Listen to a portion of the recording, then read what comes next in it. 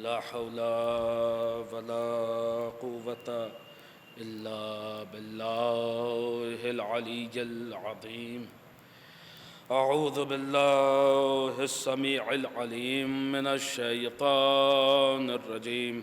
بسم الله الرحمن الرحيم. الحمد لله خالق الخلق باسط الرزق فالق الأصباح ذي الجلال والإكرام والفضل والإنعام، ثم الصلاة والسلام والتحية والإكرام على سلطان الخلائق أجمعين وسيد الأولين والآخرين وخاتم النبيين وشفيع المذنبين ورحمة للعالمين ورسول المسدد والمصطفى الأحمد أبي القاسم محمد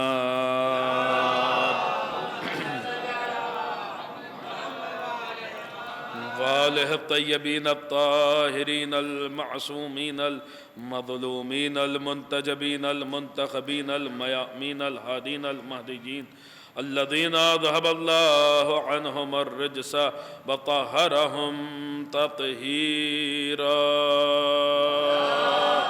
اللهم صل على محمد وآل محمد ولا سيما بقية الله في الأرضين.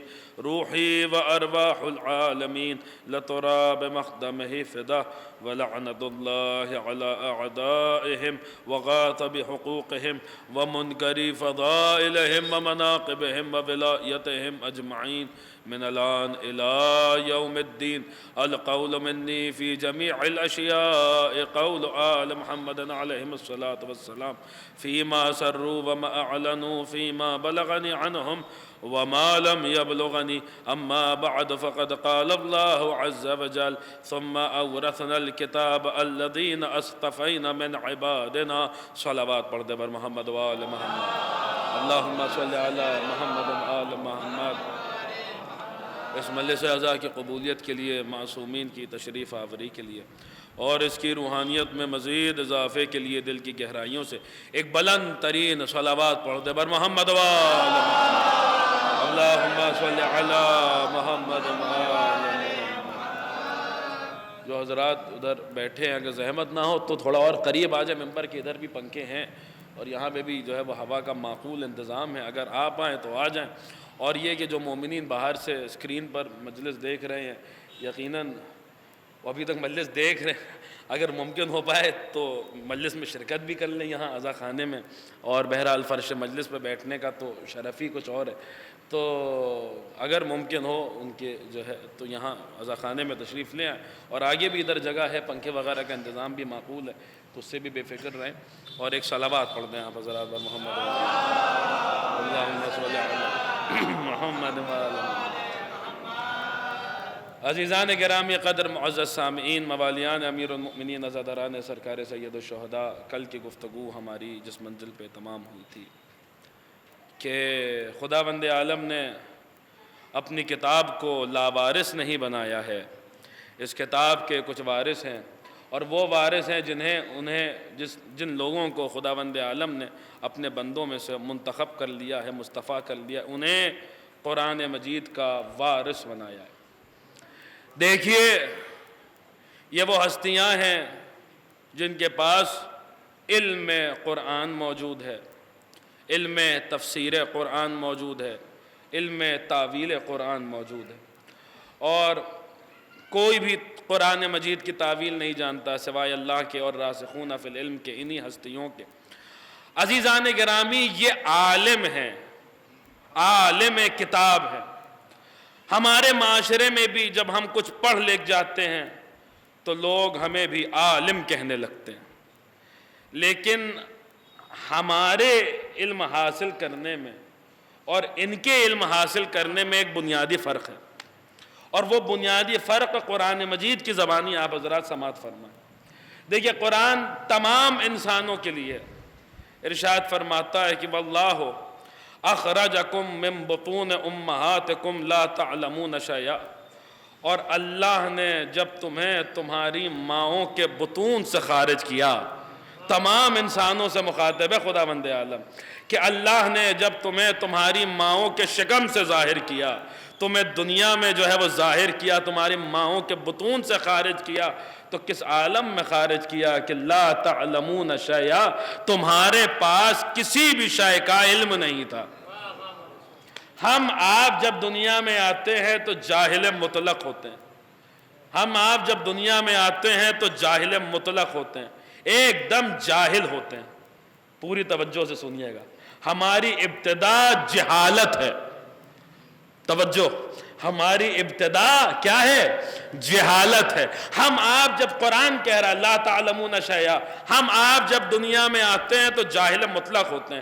دنیا میں آتے ہی کوئی علامہ فہامہ نہیں بن جاتا، دنیا میں آتے ہی کوئی نیوٹن آئنسٹائن نہیں بن جاتا۔ جو دنیا میں آتا ہے وہ جاہل مطلق ہوتا ہے، رفتہ رفتہ علم حاصل کرتا ہے، رفتہ رفتہ علوم حاصل کرتا ہے۔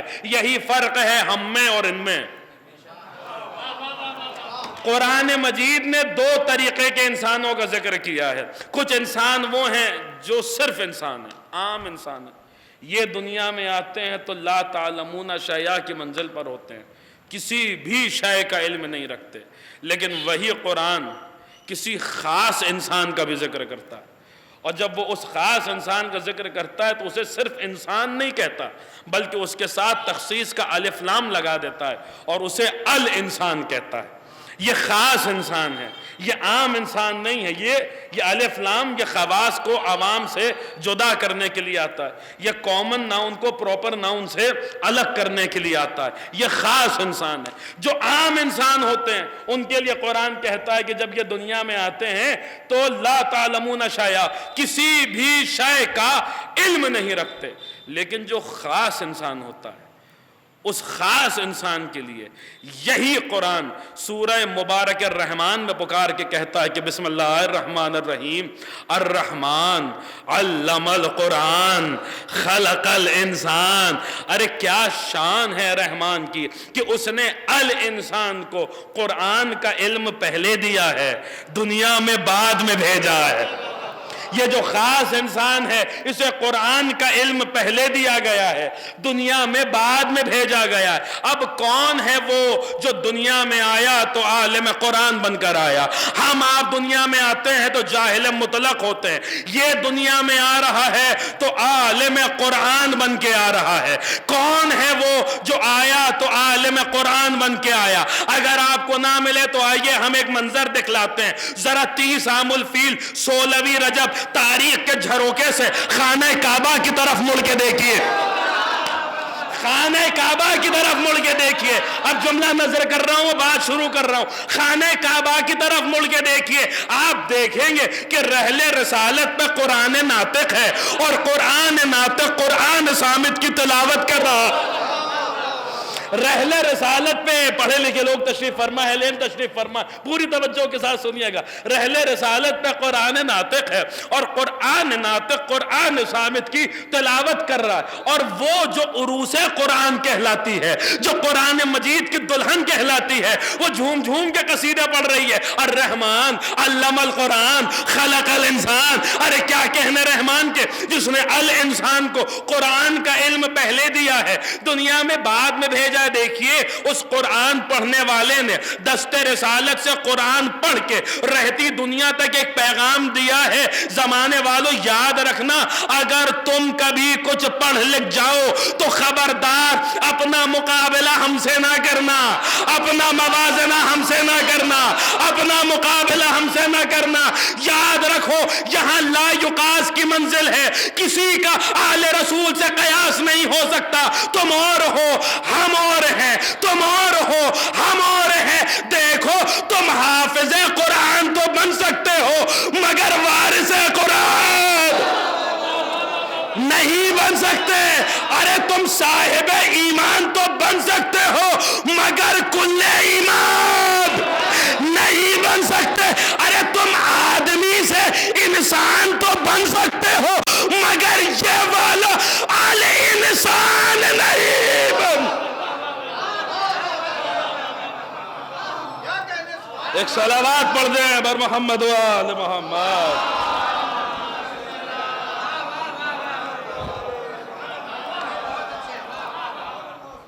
اچھا ایک روایت جو آپ نے بارہا سنی ہے، بزرگ خطبہ ذاکرین واعظین سے آپ نے سماعت فرمائی ہوگی، وہی مشہور زمانہ، اس کی طرف ایک اشارہ دینا اور دیکھیں شاید کسی رخ سے گفتگو ہو، اور پھر میں واپس اسی آیت کی طرف پلٹ آؤں گا۔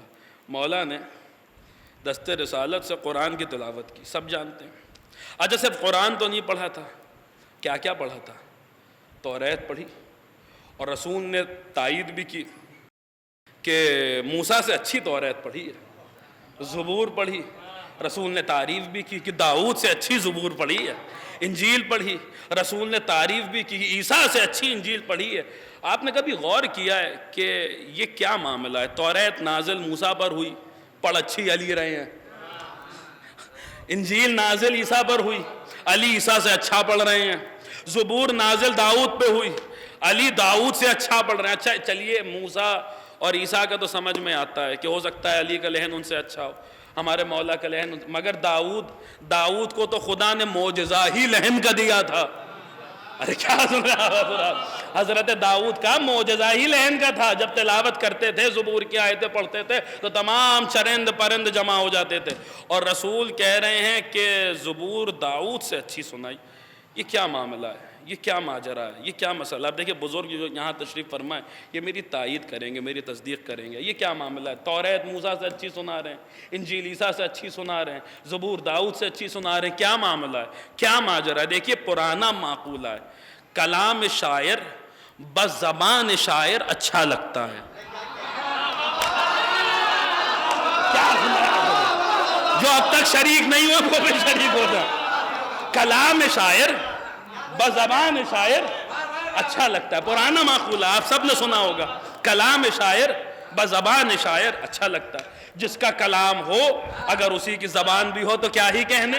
بھائی بہت سارے لوگ ہیں جو میر انیس کے مرثیے پڑھتے ہیں، ممبر پہ آتے تحت اللفظ بہترین مرثیہ پڑھتے ہیں، لیکن ظاہر سی بات ہے کہ وہ ویسے تو نہیں پڑھ پاتے ہوں گے جیسے سرکار انیس پڑھا کرتے تھے، خدائے سخن پڑھا کرتے تھے۔ کیوں؟ کیونکہ جس کا کلام تھا اسی کی زبان بھی تھی۔ بہت سارے لوگ مرزا دبیر کے مراثی پڑھتے ہیں، لیکن ظاہر سی بات ہے کہ وہ ویسے تو نہیں پڑھ پاتے ہوں گے جیسے سرکار دبیر پڑھتے تھے۔ کیوں؟ کیونکہ جس کا کلام تھا اسی کی زبان بھی تھی۔ بہت سارے لوگ جوش کے اشعار پڑھتے ہیں، مگر ان کے پڑھنے میں وہ جوش نہیں آتا جو جوش میں تھا۔ کیوں؟ کیونکہ جس کا کلام تھا اسی کی زبان بھی تھی۔ بھائی جس کا کلام ہو اگر اسی کی زبان بھی ہو تو کیا ہی کہنے، جس کا کلام ہو اگر اسی کی زبان ہو تو کیا ہی کہنے، جس کا کلام ہو اگر اسی کی زبان ہو تو کیا ہی کہنے۔ اب سمجھ میں آیا علی نے توریت موسیٰ سے اچھی کیوں سنائی، زبور داؤد سے اچھی کیوں سنائی، انجیل عیسیٰ سے اچھی سنائی۔ بھائی کیا معاملہ ہے؟ ماجرا یہی ہے کہ توریت کتاب تو اللہ کی تھی مگر زبان موسیٰ کی تھی، انجیل کتاب تو اللہ کی تھی مگر زبان عیسیٰ کی تھی، زبور کتاب تو اللہ کی تھی مگر زبان داؤد کی تھی۔ آج معاملہ یہ ہے کہ جس کی کتاب ہے اسی کی زبان ہے، جس کا کلام ہے اسی کی زبان ہے۔ اگر کتاب اللہ ہے تو زبان بھی تو لسان اللہ۔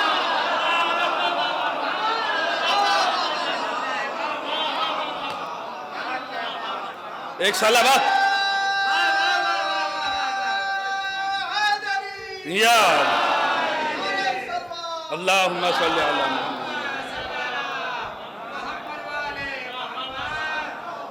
اور دیکھیے میں ممبر پہ کوئی بھی ہلکی بات جو ہے اس کا کرنے کا قائل ہی نہیں ہوں کہ ممبر رسول سے کوئی ہلکی بات۔ ہمارے مذہب میں قبلہ تشریف فرما تفسیر پر رائے یوں ہی حرام ہے۔ تو یہ جو بات میں نے آپ کی خدمت میں عرض کی ہے کہ الرحمن علم القرآن خلق الانسان، یہ اپنی جیب سے آپ کی خدمت میں نہیں عرض کیا۔ تفسیر صافی روائی تفاسیر میں بہترین تفسیر، اس میں امام معصوم کا قول موجود ہے کہ یہ آیت امیر المومنین کی شان میں نازل ہوئی ہے۔ بہرحال عزیزان گرامی، یہ دنیا میں آئے تو عالم قرآن بن کے آئے۔ اب پڑھیے قرآن، میں آپ کو ذرا قرآن کی وادیوں سے سفر کراؤں اور میرا ساتھ دیجئے اور میرے ساتھ ساتھ یہ سفر کیجئے۔ آپ ذرا آپ قرآن پڑھیے، آپ کو ملے گا کہ قرآن مجید میں خداوند عالم بیان کرتا ہے کہ اس نے مختلف انبیاء کو مختلف علوم سے نوازا ہے۔ یعنی ایک نبی کو بھیج رہا ہے، بنے رہیے گا میرے ساتھ، انشاءاللہ نتیجہ آئے گا تو خوب آپ دعاؤں سے نوازیں گے۔ ایک نبی کو بھیج رہا ہے تو اسے کسی خاص علم میں مہارت دے کے بھیج رہا ہے، اور اس کی سند، اس کی ڈگری، اس کی دلیل قرآن مجید میں محفوظ رکھ رہا ہے۔ مثال کے طور پہ میں چند آیات آپ کی خدمت میں تلاوت کروں۔ بات حضرت آدم سے شروع کرتے ہیں۔ قرآن مجید حضرت آدم کے بارے میں کہتا ہے کہ وَعَلَّمَ آدَمَ الْأَسْمَاءَ كُلِّهَا، ہم نے آدم کو سارے کے سارے ناموں کا علم دے دیا۔ غور فرمائیے گا، ہم نے آدم کو سارے کے سارے ناموں کا علم دے دیا۔ حضرت آدم کے پاس کون سا علم ہے؟ ناموں کا علم ہے، علم اسماء ہے۔ لیکن ذرا رکوں گا میں اس منزل پر۔ آدم کے پاس کون سا علم ہے؟ ناموں کا علم ہے، علم اسماء۔ اب مجلسی لوگ بیٹھے ہوئے ہیں، کیا آپ کو بھی یہ بتانا پڑے گا کہ حضرت آدم کو کن کے نام سکھائے گئے تھے؟ ابھی کل شب جمعہ گزری ہے، حدیث قصہ کے بعد آپ نے ایک دعا پڑھی ہوگی، آدم کو کن کے نام سکھائے گئے تھے؟ بہرحال جن کے نام بھی سکھائے گئے ہوں، جن کے نام بھی سکھائے گئے، وہ ہستیاں کچھ ایسی تھیں کہ قرآن کی نظر میں ان کا نام جاننا ہی علم ہے۔ ارے میں نے بہت بڑی بات کہی ہے آپ کی خدمت میں، آخری آدمی تک پوری توجہ۔ قرآن کی نظر میں، کیونکہ اللہ کہہ رہا ہے آدم کو سارے کے سارے ناموں کا علم دے دیا گیا، ناموں کا علم دے دیا گیا، یعنی وہ ہستیاں کچھ ایسی تھی کہ ان کے ناموں کا جاننا اللہ کے نزدیک علم شمار ہوتا ہے، اللہ کے نزدیک علم شمار ہوتا ہے۔ اب آپ کو وہ حدیث سمجھ میں آئے گی کہ اطلب العلم من المہد الی اللحد، علم حاصل کرو ماں کی آغوش سے لے کر قبر کی آغوش تلک، گود سے لے کر گور تلک۔ دیکھے گا کوئی الگ رخ سے بات ہو تو مجھے احساس کرائیے گا، گود سے لے کر گور تلک، ماں کی آغوش سے لے کر قبر کی آغوش تلک۔ مجھے بتائیے کون سی ڈگری ہے جو ماں کی آغوش میں دے دی جاتی ہے؟ کون سا بی اے ایم اے ہے جو قبر میں ہو جاتا ہے؟ کون سا پی ایچ ڈی ہے جو انسان ماں کی آغوش میں کر لیتا ہے؟ ارے کون سی ڈگری ہے، کون سی سند ہے، کون سی ایسی کوالیفیکیشن ہے جو انسان ماں کی آغوش میں حاصل کرتا ہے یا قبر کی آغوش میں حاصل کرتا ہے؟ ارے وہی نام ہے جو وہاں آدم کو پڑھائے گئے۔ ہماری مائیں ہمیں لوریوں میں سناتی ہیں، قبر میں شانہ ہلا کے اسماء افہم کہہ کے وہی نام ہے جو تلقین کیے جاتے ہیں۔ اب جملہ لے لیجئے، ہم ہیں آدم کے لائق بیٹے، ہم ہیں آدم کی لائق اولاد، جنہوں نے اپنے بابا آدم کی وراثت کو کہاں پہنچا دیا ہے؟ جو علم ہمارے بابا آدم نے عالم ملکوت میں حاصل کیا تھا، وہ علم ہم ان کے لائق بیٹے اپنی ماں کی آغوش میں حاصل کر۔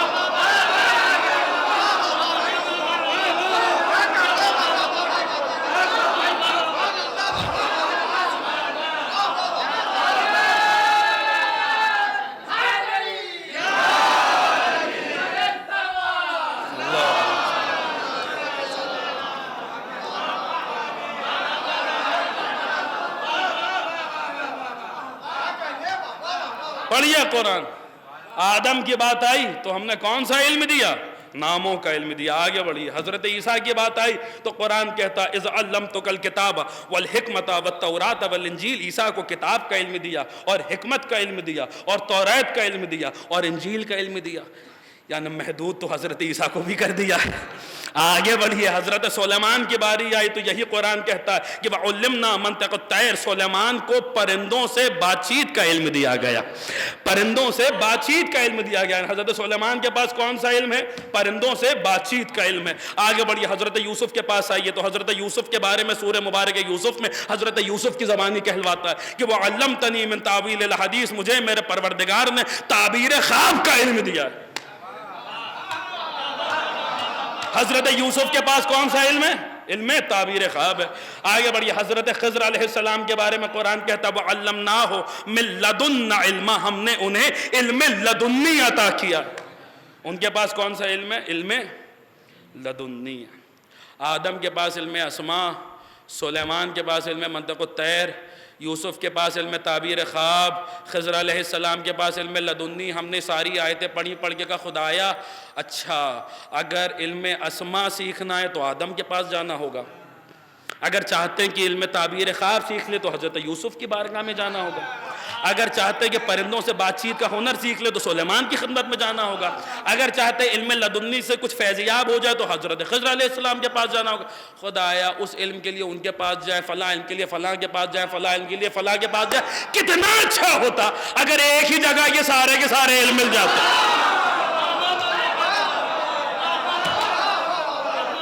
کتنا اچھا ہوتا اگر ایک ہی جگہ یہ سارے کے سارے علوم مل جاتے. اب دیکھیے وہی قرآن جو اب تلک بتا رہا تھا کہ کون سے نبی کے پاس کون سا علم ہے, وہی قرآن جب ان سب کے سید و سردار کے بارے میں گفتگو کرتا ہے, ابھی تک جو بتا رہا تھا کس نبی کے پاس کون سا علم ہے, کون سے نبی کے پاس کون سا علم ملے گا, وہی قرآن جب ان سب کے سید و سردار کے بارے میں باتیں کرتا ہے, ہمارے نبی کا ذکر کرتا ہے, ہمارے رسول کا ذکر کرتا ہے, سیدہ کے بابا کا ذکر کرتا ہے, حسنین کے نانا کا ذکر کرتا ہے, ہمارے نبی کا ذکر کرتا ہے, تو ہمارے نبی کے بارے میں کہیں نہیں کہتا کہ ہم نے آپ کو فلاں علم سے مخصوص کیا, یہ نہیں کہتا کہ ہم نے آپ کو فلاں علم دے کے بھیجا, نہیں, بلکہ ہمارے نبی کے بارے میں, ان سب کے سید و سردار کے بارے میں مطلقاً پکار کے کہتا ہے وَعَلَّمَكَ مَا لَمْ تَكُنْ تَعْلَمْ, اے ہمارے حبیب ہم نے آپ کو ہر شے کا علم دے دیا, سب کچھ پڑھا ڈالا, جو کچھ میں سب کچھ آ گیا, ہر شے کا علم دے دیا, سب کچھ پڑھا ڈالا, ہر شے کا علم دے دیا. ہم نے کہا یا رسول اللہ ارے کتنا اچھا ہو گیا, فلاں نبی کے پاس جاتے تو فلاں علم ملتا, فلاں کے پاس جاتے تو فلاں علم ملتا, فلاں کے پاس جاتے فلاں علم ملتا. قرآن نے ہمیں بتا دیا ہے کہ آپ کے پاس ہر شے کا علم ہے. یا رسول اللہ ہم تو آپ کے پاس جائیں گے, آپ بتا دیجئے جب آپ اپنے علم کی خیرات بانٹتے ہیں تو کہاں سے بانٹتے ہیں؟ عجب نہیں آواز رسالت مآب آئے, اگر تمہیں اس بارگاہ میں آنا ہے تو چھت چیر کے نہیں آ سکتے, اگر تمہیں یہاں آنا تو دیوار توڑ کے نہیں آ سکتے, اگر یہاں آنا تو دروازے سے آنا پڑے گا, اگر آنا تو دروازے سے آنا پڑے گا. قرآن نے نبی کے لیے کہا وَعَلَّمَكَ مَا لَمْ تَكُنْ تَعْلَمْ, اور نبی نے علی کے لیے کہا انا مدینۃ العلم وعلی باب.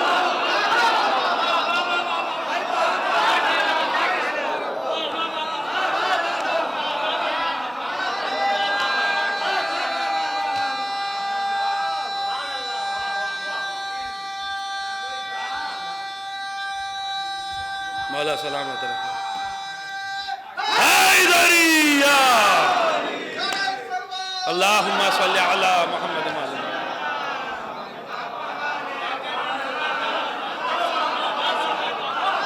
یہ قرآن ہے, اللہ کی کتاب ہے.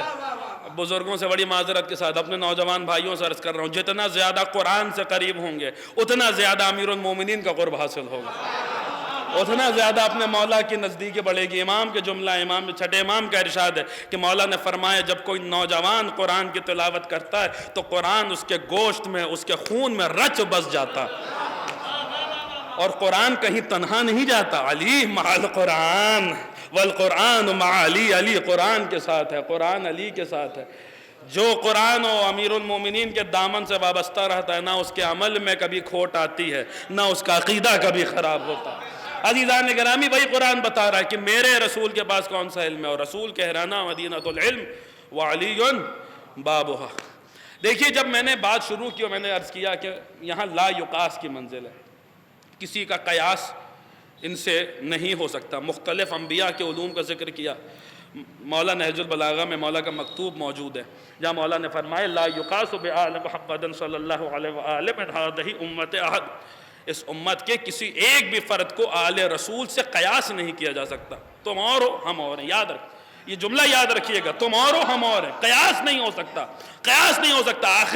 آخری جملے تک, اس مجلس کے آخری مرحلے تک یہ جملہ یاد رکھیے گا, تم اور ہو ہم اور ہیں. کسی کا قیاس ہی نہیں ہو سکتا, کسی کا مقابلہ ہی نہیں ہو سکتا. جب کہہ دیا کسی کا نہیں ہو سکتا تو پھر کسی کا نہیں ہو سکتا. نہ انبر آبدی نہ حضرت آدم, کسی کا قیاس نہیں ہو سکتا. ابھی آپ نے سنا اتنے سارے انبیاء کے جو میں نے بتایا کہ کس نبی کے پاس کون سا علم ہے قرآن سے, تو حضرت خضر علیہ السلام کے پاس کون سا علم تھا؟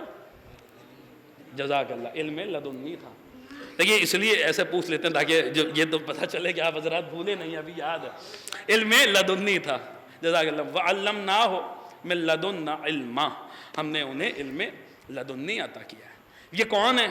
اتنے بڑے عالم ہیں کہ حضرت موسیٰ کو، اب وہ واقعہ آپ سب کو پتہ ہے، قرآن میں آپ پڑھتے بھی ہیں، ذاکرین سے سنتے بھی ہیں، جب حضرت موسیٰ کو یہ ہوا کہ اب مجھ سے بڑا عالم کون ہے، اللہ نے مجھ پہ توریت نازل کی ہے، مجھے اپنا کلیم بنایا، مجھ سے باتیں کی ہیں، تو اللہ نے ان کے پاس بھیجا۔ اتنے بڑے عالم ہیں جن کے پاس موسیٰ کلیم اللہ صاحب توریت بھیجے جا رہے ہیں، اتنے بڑے عالم ہیں، لیکن ان کا بھی قیاس نہیں کیا جا سکتا۔ ابھی سنیے دلیل سنیے، انشاءاللہ بات پہنچے گی تم محظوظ ہوں گے۔ کتاب الاربعین سے لے کر بحار الانوار تک، میر داماد سے لے کر علامہ مجلسی تک، بڑے بڑے علماء نے لکھا، قبلہ تشریف فرمائے میری تصدیق کریں گے، بڑے بڑے علماء نے اس واقعے کو لکھا۔ یہی حضرت خضر علیہ السلام ایک مرتبہ، اتنے بڑے عالم ہیں، اتنا بڑا نام ہے ان کا، صاحب علم لدنی ہے، ان کا گزر ایک مرتبہ ایک جگہ سے ہوا۔ انہوں نے دیکھا کہ ایک دریا بہہ رہا ہے جس کی نہ ابتدا کی خبر ہے نہ انتہا کا پتہ ہے۔ اچانک انہوں نے دیکھا کہ آسمان سے ایک پرندہ اترا، اس نے بہتے ہوئے دریا میں ایک چونچ ماری، ایک قطرہ دریا سے بلند ہوا۔ اب یہ ہمارے لیے تو ایک معمولی سی بات تھی، معمولی سے روز کے ہو سکتا ہے کوئی جیسا کوئی مسئلہ ہو، بڑا خوبصورت نظارہ، لیکن ان کے لیے چونکہ صاحب علم لدنی تھے، یہ کوئی عام بات نہیں تھی۔ فوراً خدا کی بارگاہ میں سوال کر لیا، بار اللہ یہ کیا ماجرا ہے، یہ دریا کیا ہے، یہ قطرہ کیا ہے؟ دریا بھی ایسا جس کی نہ ابتدا کی خبر نہ انتہا کا پتہ، دوسری طرف یہ قطرہ کیسا؟ یاد رکھیے اتنے بڑے عالم ہیں کہ موسیٰ کو بھیجا جا رہا ہے، صاحب علم لدنی ہے، پوری توجہ آخری آدمی تک، جیسے ہی سوال کیا نا یہ دریا کیسا، نہ ابتدا کی خبر نہ انتہا کا پتہ، یہ قطرہ کیسا، آواز آئی اے خضر یاد رکھنا تمہارا علم آل محمد کے علم کے مقابلے میں ویسا ہی ہے جیسے یہ قطرہ اس دریا کے مقابلے۔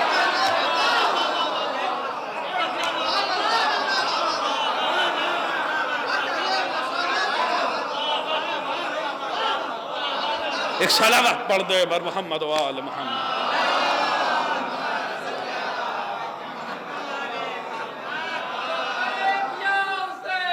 لبیک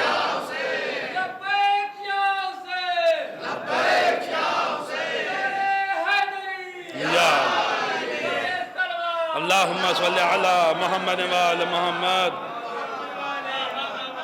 تمہارا علم آل محمد کے علم کے مقابلے میں ایسا ہی ہے جیسے یہ قطرہ اس دریا کے مقابلے۔ اب پتہ نہیں آپ نے غور کیا یا نہیں کیا، میں جب حضرت خضر علیہ السلام کا نام لے رہا ہوں تو بار بار سلام کر رہا ہوں۔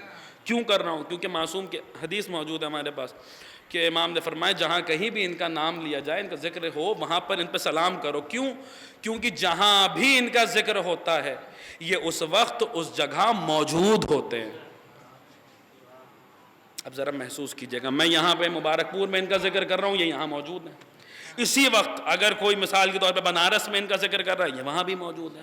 اسی وقت اگر کوئی لکھنؤ میں ان کا ذکر کر رہا ہے، یہ وہاں بھی موجود ہے۔ اسی وقت کوئی امریکہ میں فرض کیجئے ان کا ذکر کر رہا ہے، یہ وہاں بھی موجود ہے۔ اسی وقت کوئی ایران میں ان کا ذکر کر رہا ہے، یہ وہاں بھی موجود ہے۔ ایک ہی وقت میں دنیا بھر میں جگہ جگہ جگہ جگہ ذکر ہو رہا، یہ وہاں وہاں وہاں وہاں وہاں موجود ہے۔ یہ کیا ہے؟ یہ قطرہ ہیں۔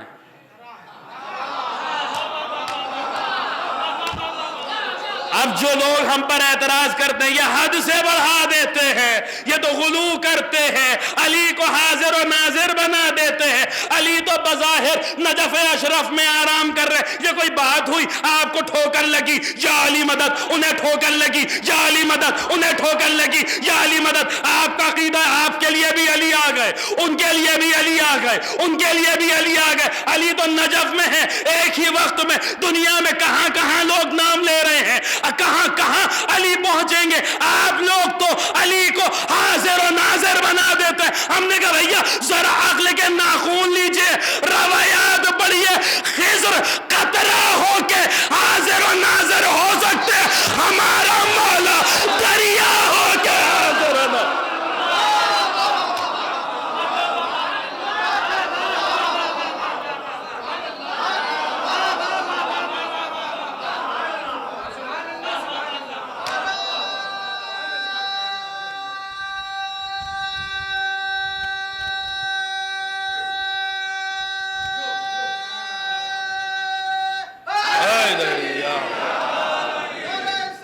اللہم صلی علی محمد۔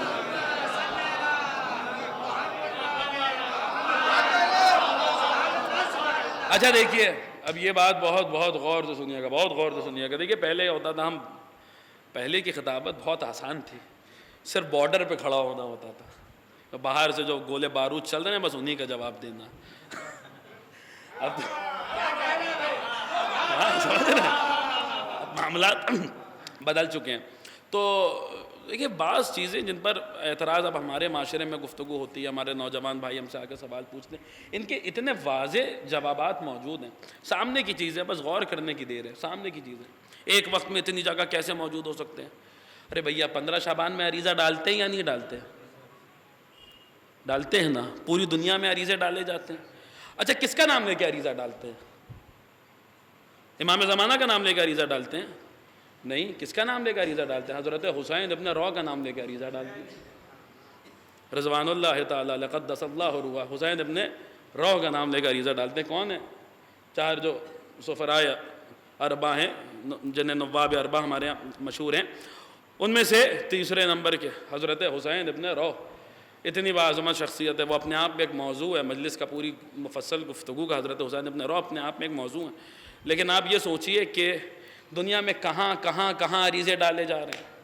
ہر جگہ مومنین کس کا نام لے کے عریضہ ڈال رہے ہیں؟ یا حسین ابن رو، یا حسین ابن رو، یا حسین ابن رو. اور پھر کہہ بھی رہے ہیں اسی جملے میں کہہ رہے ہیں کہ ہم یہ جانتے ہیں کہ آپ ثقہ بھی ہیں اور آپ امین بھی، یعنی آپ ہمارے عریضے کو باحفاظت امام کی خدمت میں پہنچا دیں گے. اس کا مطلب ہے کہ عقیدہ ہے تبھی تو عریضہ ڈال رہے ہیں، اور اگر بنا عقیدے کے پڑھ رہے ہیں تو پھر منافقت کر رہے ہیں. کیا سن رہے ہیں بجائے؟ جو کہہ رہے ہیں اس پر ایمان نہیں ہے تو پھر منافقت کر رہے ہیں. اگر ایمان ہے اور پھر کہہ رہے ہیں تو پھر مانتے ہیں کہ جہاں عریضہ ڈالا جا رہا ہے وہاں حسین ابن رو پہنچ رہے ہیں. ارے کیا سن رہے ہیں آپ حضرات؟ جہاں عریضہ ڈالا جا رہا ہے وہاں حسین ابن رو پہنچ رہے ہیں. ایک ہی وقت میں کہاں عریضہ ڈالا جا رہا ہے، کہاں حسین ابن رو پہنچ رہے ہیں. حسین ابن رو آ کے بتاتے ہیں زمانے والوں دیکھ لو یہ غلام ہے. غلام، جب غلام ایک وقت میں اتنی جگہ آ سکتا ہے تو میرا مولا امیر المومنین مجھ جیسے کتنے ہی غلاموں کا امام ہے.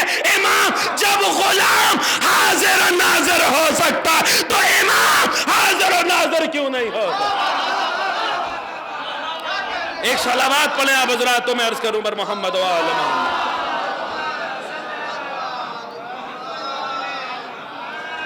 ایک اور صلوات بلند آواز سے پڑھنے بر محمد و آل محمد. اللہم صلی علی محمد و آل محمد.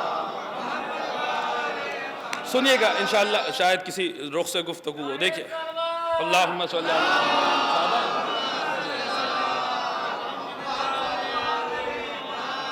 سنیے دیکھیے مختلف ائمہ کے ادوار میں مختلف اصحاب رہے ہیں جنہیں مختلف ائمہ کا سلمان کہا گیا. کیا کہا گیا؟ سلمان. فلاں امام کے سلمان فلاں ہیں. جیسے میثم تمار کو امیر المومنین کا سلمان کہا گیا، حضرت ابا سلط کو امام رضا کا سلمان کہا گیا. ویسے ہی حضرت جابر جعفی رضوان اللہ تعالی علیہ کو امام باقر کا سلمان کہا گیا، 5ویں امام کا سلمان کہا گیا. ابھی دیکھیں کہ جن باتوں پہ آج اختلاف امام کے لیے ہوتا ہے وہ باتیں تو ان کے غلاموں کے لیے ثابت ہیں. دیکھیے شاید کسی نئے رخ سے گفتگو، وہ باتیں تو ان کے غلاموں کے لیے ثابت ہیں. قبلہ تشریف فرمائے، پڑھیے کتابیں، رجال کی کتابیں پڑھیے، رجال کشی پڑھیے. یہ جابر جعفی 5ویں امام کے سلمان تھے. اتنے بڑا سٹیٹس ہے ان کا، اتنا بڑا مرتبہ ہے کہ جو ہے اتنے ساری احادیث کے راوی ہیں، اتنا بڑا نام ہے جابر جعفی کا. پڑھیے رجال کشی پڑھیے. کیا تھے جابر جعفی؟ ایک دن کوفے میں موجود تھے، 5ویں امام کے صحابی ہیں، یاد رکھیے گا. کوفے میں موجود ہیں، ایک شخص کھڑا ہوا ہے، بات ہو رہی ہے، ہوتے ہوتے انہوں نے کہا کہ کتنا اچھا ہوتا اگر میں امام کی زیارت کر لیتا. جابر نے کہا امام کی زیارت کرنی ہے؟ کہنے لگے ہاں. یہ جابر جعفی وہ ہیں جنہوں نے جابر ابن عبداللہ انصاری سے حدیث قصہ کو روایت کیا ہے. یہ حدیث قصہ کے دوسرے راوی ہیں. ٹھیک ہے، آج جمعے کا دن بھی تھا، آپ نے کل جو ہے وہ شب حدیث قصہ کی تلاوت بھی کی ہوگی، بہت بڑا مرتبہ ہے ان کا، انہوں نے ہی جابر ابن عبداللہ انصاری سے حدیث قصہ کو روایت کیا۔ سنیے عزیزان گرامی، یہ جابر جوفی ہیں، کوفے میں کھڑے ہوئے ہیں، کسی سے بات ہو رہی ہے، اس نے کہا کہ جو ہے وہ کتنا اچھا ہوتا ہے، امام کی زیارت ہو جاتی ہے، امام مدینے میں۔ جابر نے کہا اچھا امام کی زیارت کرنی ہے؟ کہنے لگا ہاں امام کی زیارت کرنی۔ جابر نے کہا اچھا زیارت کرنی ہے تو جاؤ۔ کہا رہے بھیا کیا بات کر رہے ہو، کہاں کوفہ کہاں مدینہ، کیسے چلے جائیں؟ جابر نے کہا جاؤ۔ کہا ادھر؟ جابر نے کہا جاؤ۔ کہنے لگا میں نے دیکھا میں ہوا میں بلند ہو رہا ہوں، میں نے دیکھا میں ہوا، اس سے پہلے کہ سمجھ میں آتا کہ کیا ہوا ہے، ہوا کے تھپیڑے منہ پہ کھا رہا ہوں، اس سے پہلے کہ سمجھ میں آتا کہ کیا ہوا، سیدھا مدینے میں لینڈنگ ہوئی، سیدھا جو ہے وہ مدینے میں اترا۔ کہنے لگے اب جو مدینے میں، اس سے پہلے کچھ سمجھ پاتا، مدینے میں اتر گیا، اب جو مدینے، جابر کہاں تھے؟ جابر کہاں تھے؟ کوفے میں تھے۔ کہیں گے اب جو میں مدینے اترا، دیکھا جابر سامنے کھڑے مسکرا رہے ہیں، مدینے میں سامنے کھڑے مسکرا رہے ہیں۔ کہنے میں جابر کے پاس آئے، جابر یہ کیا تھا؟ جابر کہنے لگے تمہیں کو تو امام کی زیارت کرنی تھی، آ گئے مدینہ، کر لو زیارت۔ کہنے لگا مدینہ آ گیا تو بتا دو امام کا گھر کہاں ہے، زیارت کر دوں گا۔ جابر نے کہا یہ ان کے نانا کا شہر ہے، کسی سے بھی پوچھ لو بنی ہاشم کا محلہ کہاں ہے، امام کا گھر کہاں ہے، کوئی بھی تمہیں امام کے گھر تک پہنچا دے گا۔ یہ پوچھتے پاچھتے بنی ہاشم کے محلے میں پہنچے، امام کے بیت الشرف کے قریب پہنچے، دروازے پر آئے، چاہ ہی رہے تھے کہ دق الباب کرے، دستک دے دروازے پر۔ جابر کہاں تھے؟ پہلی مرتبہ کوفے میں تھے، دوسری مرتبہ مدینے میں تھے، یہ دروازے پہ دق الباب کرنا ہی چاہ رہے تھے۔ کہتے ابھی دق الباب کیا بھی نہیں تھا کہ اندر سے میرا نام لے کے مجھے پکارا گیا، میرا نام لے کے مجھے پکارا گیا۔ اب جو میں دروازہ کھول کے گھر میں داخل ہوا تو کیا دیکھا؟ جابر امام کے ساتھ بیٹھے باتیں کر رہے ہیں۔ جملہ سنیے گا عزیزان گرامی، جابر امام کے ساتھ بیٹھے باتیں کر رہے تھے۔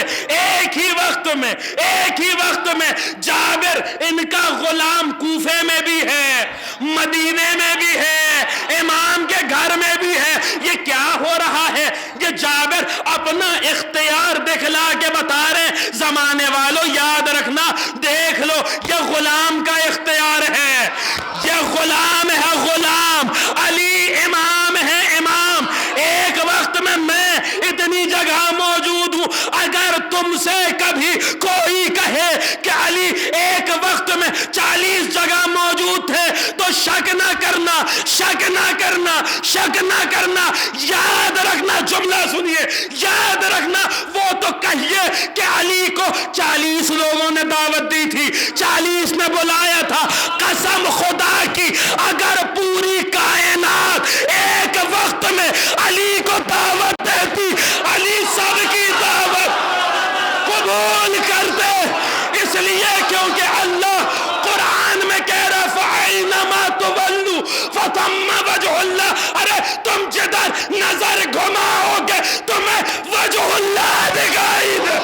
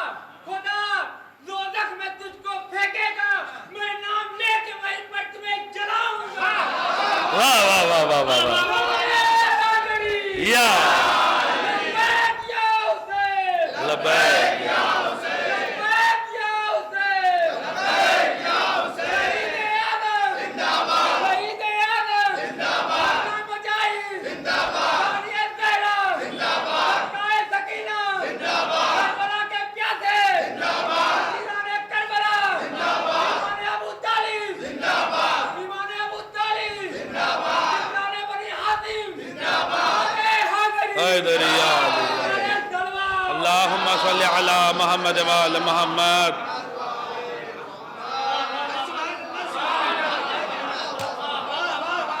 خدا آپ کے جذبہ ایمانی کو سلامت رکھے۔ ایک ہی وقت میں کتنے لوگ بلا رہے ہیں، مولا سب کی آوازیں سن رہے ہیں، اور یہ ہمارا یوں ہی عقیدہ نہیں ہے۔ زیارت پڑھیے میرے مولا کی زیارت کا جملہ مفاتیح الجنان میں، شیخ عباس قمی نے رضوان اللہ تعالیٰ علیہ نے جملہ لکھا ہے، میرے مولا کو سلام کرتے ہوئے کہا جا رہا السلام علیکہ یا سامع الاصوات، سلام ہو اس پر جو آوازوں کا سننے والا ہے۔ علی کو سلام کرتے ہوئے کہا جا رہا ہے سلام ہو اس پر جو آوازوں کا سننے والا ہے۔ یہ اس کی آواز بھی سن لیتے ہیں جو زبان نہیں رکھتا، یہ دل کی دھڑکنوں کے سننے والے ہیں، یہ دل کی دھڑکنوں کے سننے والے ہیں۔ دیکھیں میرے مولا کو کہا گیا السلام علیکہ یا سامع الاصوات، یہ جو کہا جا رہا ہے کہ سب کی آواز سن لیتے ہیں، سب جگہ موجود ہوتے ہیں، جو پکارتا ہے اس کی مدد کو آ جاتے ہیں، یہ یوں ہی تھوڑی نا، آپ اس پہ ذرا غور کیجئے، اس میں کتنی ساری باتیں چھپی ہوئی ہیں۔ میں اس وقت یہاں بول رہا ہوں، ممبر پر سے بول رہا ہوں، آپ ماشاءاللہ فرش مجلس پر سے بول رہے ہیں، میں بھی بول رہا ہوں، آپ بھی بول رہے ہیں، ہماری بھی آواز ہے، آپ کی بھی آواز ہے، لیکن آپ کیا سمجھ رہے ہیں اس عزا خانے میں صرف ہماری ہی آپ کی آواز ہے اور کسی چیز کی آواز نہیں ہے؟ یہ ممبر جس پر میں بیٹھ کے مجلس پڑھ رہا ہوں، کیا صرف میں ہی بول رہا ہوں، یہ ممبر نہیں بول رہا ہے؟ کیا ممبر کی آواز نہیں ہے؟ ہم سن نہیں پا رہے ہیں یہ الگ بات ہے، مگر کیا ممبر میں آواز نہیں ہے؟ قرآن پڑھیے، قرآن تو کہہ رہا ہے الم تر ان اللہ یسبح لہ من فی السماوات والارض، اے رسول کیا آپ نے نہیں دیکھا جو کچھ آسمانوں میں ہے اور جو کچھ زمین پر ہے، ہر شے اللہ کی تسبیح کر رہی ہے۔ یعنی اگر کوئی کچھ بھی نہ بولے جب بھی تسبیح تو ہر شے کر رہی ہے، اور سب کی آوازیں ہیں، ہم سنیں نہ سنیں، انسان کی جو ہے وہ کیپیسٹی ہوتی ہے، 20 ہرٹز سے کم کی آواز نہیں سن سکتا، 20,000 ہرٹز سے زیادہ کی آواز نہیں سن سکتا۔ ہاں یہ آواز انسان کی اپنی ایک فریکوینسی ہوتی ہے، جتنی آوازیں وہ سن پاتا، نہ اس سے کم سن پاتا ہے نہ اس سے زیادہ سن پاتا ہے۔ انسان ہونا اور بات ہے، علی ہونا اور بات ہے، ٹھیک ہے؟ یاد رکھیے کہ بار بار میں اسی چیز کو دہرا رہا ہوں، کسی کا قیاس نہیں کیا جا سکتا، کسی کا مقابلہ نہیں۔ اچھا یہ بات کوئی معمولی ہے کہ کائنات میں سب آواز دے رہے ہیں اور آپ سب کی آوازیں سن رہے ہیں، کوئی آسان بات ہے؟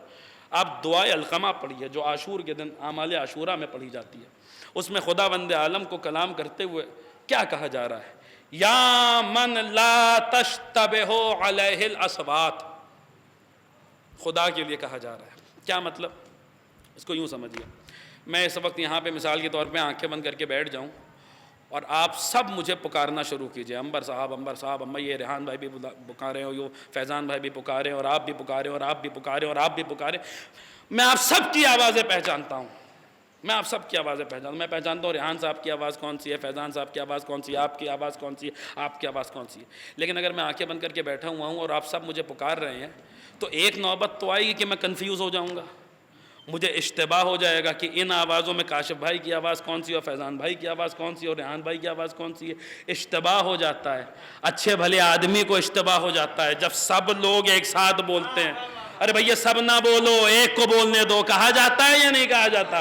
جب سب آوازیں جو ہیں سب جگہ سے آوازیں آتی ہیں تو اچھے بھلے آدمی کو کنفیوژن ہو جاتا ہے، اشتباہ۔ واقعاً کلام اہل بیت کلام اہل بیت ہے، جو اہل بیت نے سکھا دیا وہ دنیا میں کوئی سکھا ہی نہیں سکتا۔ میرا مولا دعائے القمہ جو آپ پڑھتے ہیں اس میں کیا توحید سکھائی جا رہی ہے؟ خدا کو خطاب کر کے کہا جا رہا ہے یا من لا تشتبہ علیہ الاصوات، آوازوں کی کثرت سے اشتباہ ہو جاتا ہے، کنفیوژن ہو جاتا ہے کہ کون سی آواز کس کی ہے، اور اللہ سے کہا جا رہا ہے اے وہ ذات جسے آوازوں کی کثرت سے اشتباہ نہیں ہوتا، کنفیوژن نہیں ہوتا۔ بہت بڑی بات ہے، سب اسے پکار رہے ہیں، ایک ہی وقت میں پکار رہے ہیں، پوری کائنات اسے آواز دے رہی ہے، لیکن وہ جانتا ہے کہ عنبر عابدی کی آواز کون سی ہے،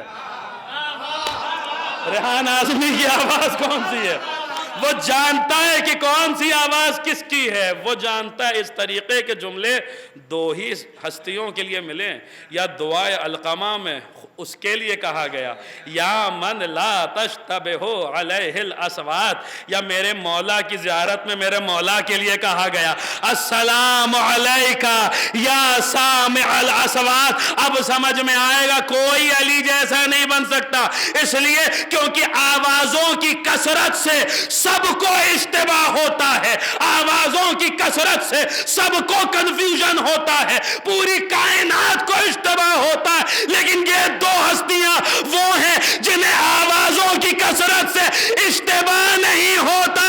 عرش پہ جلی کو اشتباہ نہیں ہوتا، فرش پہ علی کو اشتباہ نہیں۔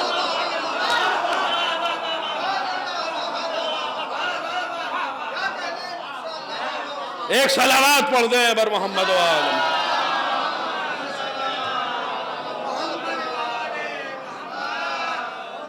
بہت بڑی بات ہے۔ دیکھیے جو لوگ یہ بہت ساری باتیں جو ہیں وہ ہو رہی ہیں یہاں پہ، اگر آپ غور کریں کہ ایسے دقیق موضوعات کو بھی بیچ بیچ میں آپ اس خوبصورتی سے سن رہے ہیں، یہ واقعاً یہ جو ہے وہ آپ کا حسن سماعت ہے، اور مولا اس جذبے کو سلامت رکھے۔ سنیے گا عزیزان گرامی، انشاءاللہ آپ کو ایک منزل تک پہنچانا ہے۔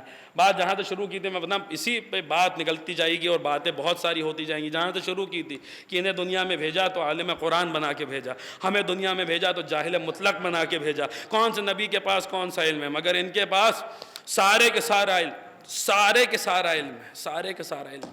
یاد رکھیے ان کا علم وہ اظہر من الشمس حقیقت ہے جس کا کوئی انکار نہیں کر سکتا، پوری دنیا میں کوئی رد نہیں کر سکتا۔ اور جب سنا کیجئے نا تو فخر کیا کیجئے کہ خدا کا شکر ہے جیسا مولا ہمیں ملا ویسا مولا کسی کا نہیں۔ یاد رکھیے پوری زندگی بھی آپ اگر خدا کا صرف اس بات پہ شکریہ ادا کرے کہ اس نے ہمیں در اہل بیت سے وابستہ رکھا ہے، جب بھی حق شکریہ ادا نہیں ہو سکتا، اس کا شکریہ ادا نہیں ہو سکتا، اس کا شکریہ اب ادا نہیں کر سکتے کہ اس نے ہمیں کتنی بڑی نعمت سے نوازا ہے۔ جیسا ہمارا مولا ویسا کسی کا مولا۔ لوگ کہتے ہیں کہ صاحب جو ہے وہ آپ اس لیے علی علی کرتے ہیں کیونکہ آپ اس گھر میں پیدا ہوئے ہیں جس گھر میں علی علی کا ماحول دیکھا ہے۔ نہیں، یہ معاملہ نہیں ہے۔ کل دعائے کمیل کی شب تھی، شب جمعہ تھی۔ دعائے کمیل میں آپ کیا کہتے ہیں خدا سے؟ خدایا میں نے تیری الوہیت کو تحقیق کے ساتھ قبول کیا۔ جو بات علی نے اپنے خدا کے لیے کہی تھی وہ بات ہم اپنے مولا کے لیے کہتے ہیں۔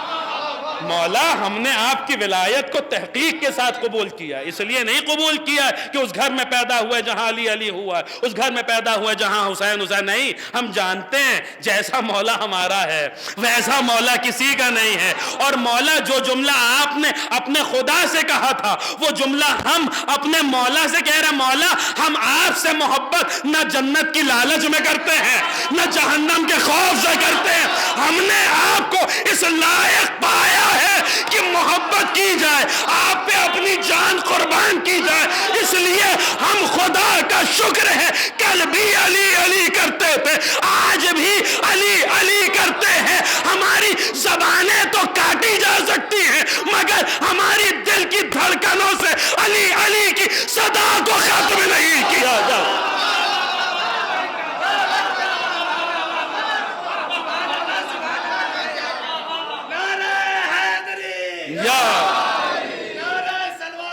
اللہم صلی علی محمد و آل محمد۔ تاریخ شاہد ہے، ہم اس لیے اپنے مولا کو نہیں چاہتے۔ حضرت عمرو بن حمق خزاعی میرے مولا کے 4 حواری ہیں، ان میں پہلے حواری میدان جنگ میں آئے صفین میں، اور آ کر کہا مولا میں آپ سے اس لیے محبت نہیں کرتا ہوں کہ مجھے کوئی حکومت مل جائے گی، کوئی دولت نہیں، مولا میں اس لیے محبت کرتا ہوں کہ میں جانتا ہوں آپ کے علاوہ کوئی نہیں ہے جو رسول کا بھائی ہو، آپ کے علاوہ کوئی نہیں ہے جو فاطمہ کا شوہر ہو، آپ کے علاوہ کوئی نہیں ہے جو حسنین کا بابا ہو۔ حضرت قمبر، تاریخ میں کتنے واقعات ہیں، میثم تمار کی زبان کاٹ دی گئی مگر زبان سے علی علی علی، میثم کے اس جذبہ ولایت کو زمانہ ختم نہیں کر پایا۔ قمبر حجاج اپنے یوسف ملعون کے دربار میں کھڑے تھے، حجاج نے قمبر سے کہا تھا اے قمبر علی سے اظہار برات کرو، اور قمبر مسکرا کے اس ظالم کے دربار میں کہہ رہے تھے علی سے اظہار برات کرو۔ قمبر کہہ رہے تھے تو علی کے دین سے بہتر دین مجھے لا کے دے، میں اپنے مولا سے اظہار برات کر دوں۔ کھلا چیلنج ہے، زمانہ ہمیں بہتر پیشوا لا کے دے، بہتر رہبر لا کے دے، بہتر ہادی لا کے دے، ہم ان کا راستہ اختیار کر لیں گے۔ سنیے عزیزان گرامی، شاید کسی رخ سے گفتگو ہو، ان کا علم اظہر من الشمس حقیقت ہے، کوئی انکار ہی نہیں کر سکتا ان کے علم کا۔ یہ خود فرماتے ہیں لو علم الناس، اگر لوگ جان جاتے محاسن کلامنا، ہمارے کلام کی اچھائیاں کیا ہیں، ہمارے کلام کی خوبیاں کیا، لتبعون، وہ ہماری پیروی کرتے، وہ ہمارا اتباع کرتے، وہ ہمیں فالو کرتے۔ عزیزان گرامی کل جو ہے وہ آپ دیکھیے شاید کسی رخ سے گفتگو ہے، صلوات پڑھیں اللہم صلی علی محمد و آل محمد۔ یہ وقفہ میں نے جان بوجھ کے دیا ہے، یہ وقفہ میں نے جان بوجھ کے دیا تاکہ آپ حضرات پھر جو ہے وہ ایک گفتگو کے لیے آمادہ ہو جائیں، آپ کے اذہان عالیہ تیار ہو جائیں۔ نہج البلاغہ اٹھائیے، پہلا خطبہ پڑھیے۔ کیا مفہوم میرا مولا بیان کر رہا ہے پہلے خطبے میں، سنیے گا عزیزان گرامی. اگر کسی نئے رخ سے گفتگو ہو تو پھر مجھے احساس کرائیے گا کہ جو ہے وہ ایک نئے رخ سے گفتگو ہے. بزرگ مجھ سے بہتر جانتے ہیں، اپنے ہمسن و کمسن برادران کے لیے عرض کر رہا ہوں. مجھے احساس کرا دیجیے گا کہ ہاں، اور یہ بات اگر پہنچ گئی تو میں سمجھوں گا کہ میرا یہاں آنا، مجلس پڑھنا اور یہ اہتمام، یہ انتظام سب مولا کی بارگاہ میں قبول ہو گیا اگر یہ بات پہنچ گئی. پوری توجہ کے ساتھ سنیے گا. دیکھیے، ہم آپ جب کسی نئے کام کا ارادہ کرتے ہیں تو کیا کرتے ہیں؟ جیسے دماغ میں آیا کہ بھیا فلاں دکان کھولنی چاہیے، بس فوراً کام میں لگ گئے، کام شروع کر دیا. ایسا ہوتا ہے کیا؟ فلاں بزنس شروع کرنا چاہیے، بس اس میں کام میں لگ گئے. ایسا ہوتا ہے کیا؟ نہیں، ایسا تو نہیں ہوتا. کیا ہوتا ہے؟ پہلے جب ہم کوئی آئیڈیا آتا ہے تو سوچتے ہیں، اچھے سے غور و فکر کرتے ہیں، مناسب رہے گا نہیں رہے گا، ٹھیک رہے گا نہیں. 10 آدمی سے مشورہ کرتے ہیں، بھیا آپ بتائیے صحیح رہے گا نہیں رہے گا. ہوتا ہے تو جناب سے استخارہ کرواتے ہیں، مناسب رہے گا نہیں رہے گا. پھر کسی نئے کام کا آغاز کرتے ہیں. ہم جب کسی نئے کام کا آغاز کرتے ہیں تو سوچتے ہیں. کیوں؟ کیونکہ ہم بندے ہیں. بندوں کا کام ہی سوچنا ہے، اور ہمارے غور و فکر کو پسند بھی کیا گیا ہے. ہمارا مذہب تو وہ ہے جہاں کہا گیا ایک لمحے کا اچھا غور و فکر 70 سال کی عبادتوں سے بہتر ہے. جہاں کہا گیا ہے کہ تم کیا سمجھ رہے ہو کہ صرف عبادت روزے اور نماز کا نام ہے؟ نہیں، امر الہی میں غور و فکر کا نام عبادت ہے. جہاں غور و فکر کی اتنی اہمیت ہے. کیوں؟ کیونکہ ہم بندے ہیں، ہم سوچتے ہیں. ہم جب کسی نئے کام کا ارادہ کرتے ہیں تو سوچتے ہیں. کیوں؟ کیونکہ ہم بندے ہیں. نہج البلاغہ پڑھیے، پہلا خطبہ. کتنی بڑی بات تھی، لیکن سامنے کی بات تھی، اسے کتنے خوبصورت انداز میں ہمارے مولا نے پیش کیا. سنیے گا عزیزان کرام، ہم آپ جب کسی نئے کام کا ارادہ کرتے ہیں تو سوچتے ہیں، اچھے سے سوچتے ہیں. نہج البلاغہ پڑھیے، پہلا خطبہ. میرا مولا فرما رہا ہے جب خدا نے کائنات بنانے کا آغاز کیا، انشاء الخلق انشاء ابتدا بلا رویت نجالوہا. ہم آپ جب کسی نئے کام کا ارادہ کرتے ہیں تو سوچتے ہیں. اللہ نے زمین آسمان بنا ڈالے بنا ایک لمحے سوچے. اللہ نے زمین آسمان بنانے شروع کر آخری آدمی تک. میں نے عرض کیا اگر یہ بات پہنچا لے گیا تو میں سمجھوں گا میری مجلسیں کامیاب ہو گئیں. میں آپ حضرات تک کوئی بات پہنچا لے گیا کہ اللہ نے زمین آسمان بنانے شروع کر دیے بنا ایک لمحے سوچے. کیوں؟ کیونکہ وہ اللہ ہے. اللہ سوچتا نہیں ہے. اللہ سوچتا نہیں ہے. اللہ سوچتا نہیں ہے. اللہ سوچتا نہیں ہے. یا اللہ نہیں سوچتا یا وہ نہیں سوچتا جو اللہ کے صفات و کمالات کا مظہر ہوتا ہے. تو بہت بڑی بات عرض کرنے جا رہا ہوں. 260 ہجری غیبت کا آغاز ہے. تقریباً 250 سال ظاہری امامت کا عرصہ ہے. لاؤڈ سپیکر پہ گفتگو ہو رہی ہے، کھلا چیلنج ہے. 250 سال کوئی معمولی عرصہ نہیں ہوتا.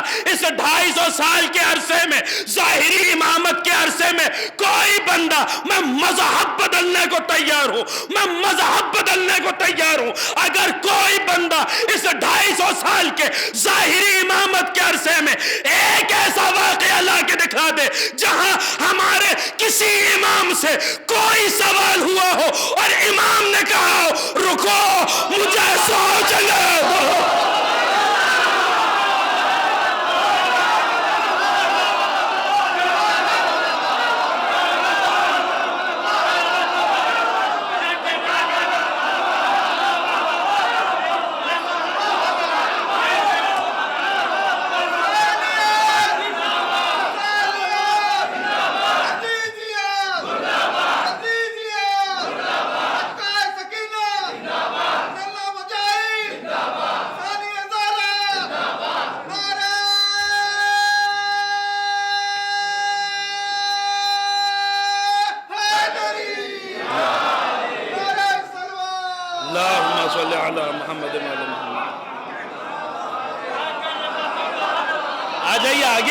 آگے جگہ ہے، آگے آ جائیے. آپ لوگ صلوات پڑھ دیں آپ حضرات بر محمد والے. یہاں ہے، جگہ ہے. اللہم صلی علی محمد.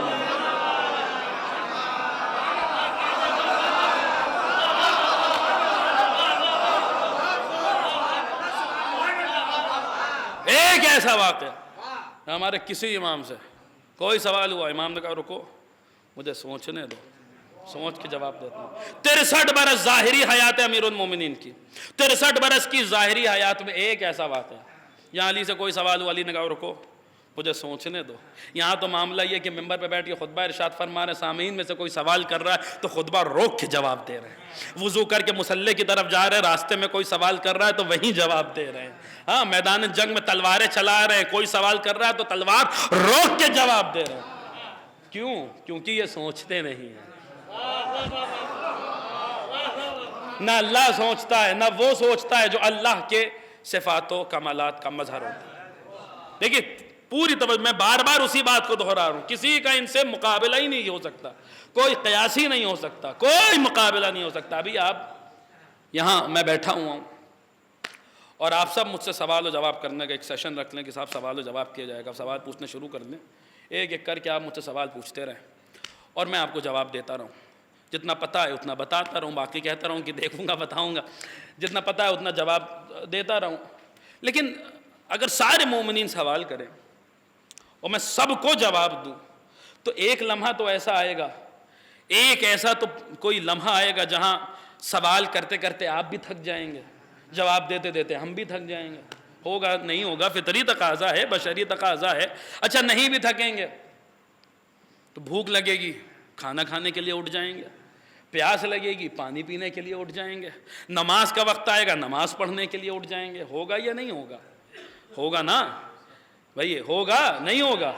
ایک وقت میں اگر آپ سوال و جواب کرنا شروع کریں, سنیے ان کا علم کیا حقیقت ہے جس کا کوئی انکار, میں نے بار بار دہرا رہا ہوں, کوئی انکار نہیں کر سکتا. اور ایسی حقیقت ہے کہ واقعاً آپ جتنا اس بات پر شکر ادا کریں گے نہیں حق ادا ہو سکتا, نہیں حق ادا, کوئی کسی کا مقابلہ, کسی کا قیاس ان سے نہیں کیا جا سکتا. یا اہل رسول خدا کے علم کے معدن ہیں, اس کے علم کی کان ہیں, یہ اللہ کے علم کا صندوق ہے جن کے لیے زیارت جامعہ میں کہا جاتا ہے وحجتہ وسراتہ ونورہ وبرہانہ وعیبۃ علمہ. یہ اللہ کے علم کا صندوق ہے, یہ اللہ کے علم کا صندوق ہے. کسی کا مقابلہ نہیں ہو سکتا, کسی کا موازنہ نہیں ہو سکتا. یہاں ہم آپ اگر سوال و جواب کرنے لگیں تو ایک نشست میں, ایک بیٹھک میں کتنے سوال پوچھ سکتے ہیں آپ اور کتنے جواب دے سکتا ہوں میں؟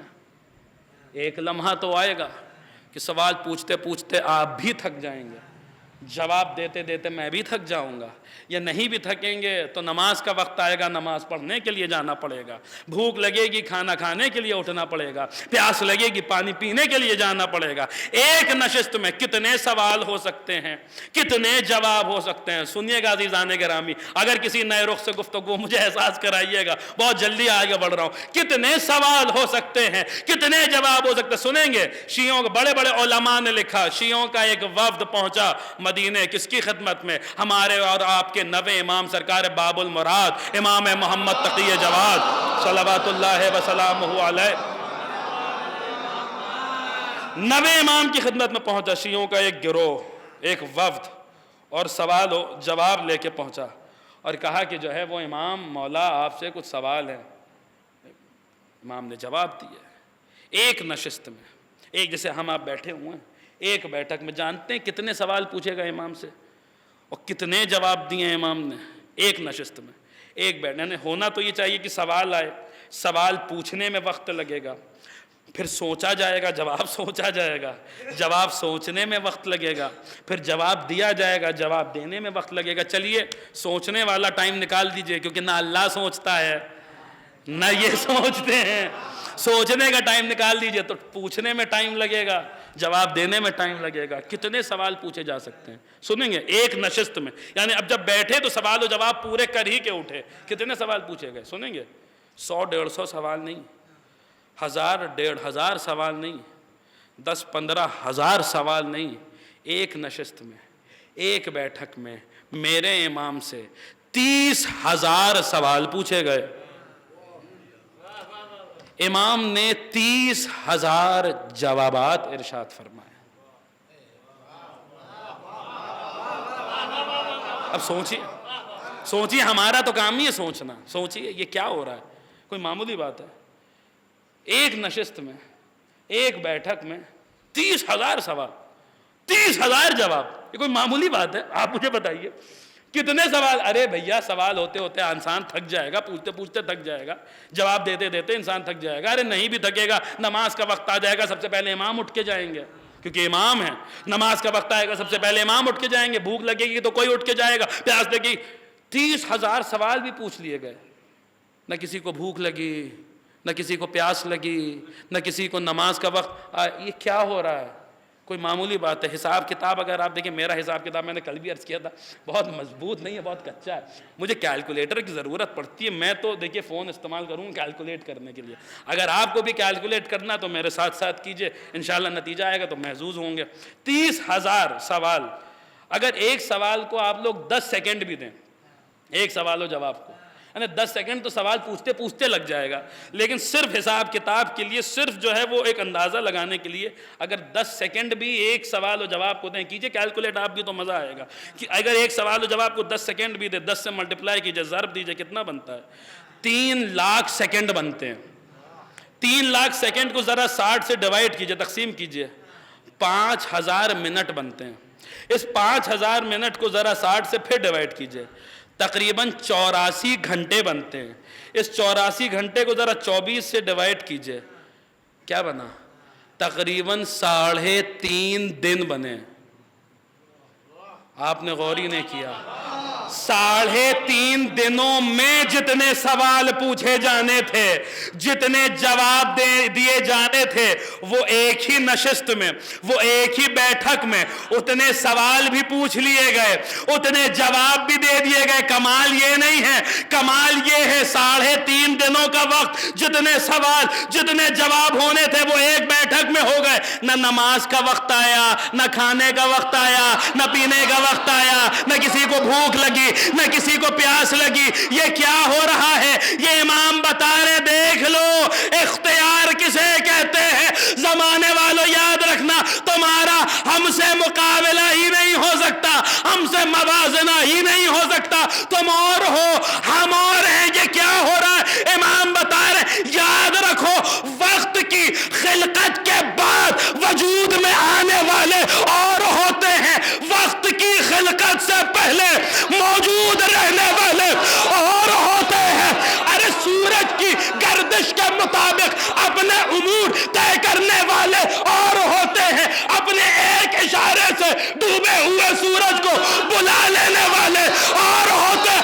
ارے بھیا محتاج زمان اور ہوتے ہیں, صاحب زمان اور ہوتے ہیں.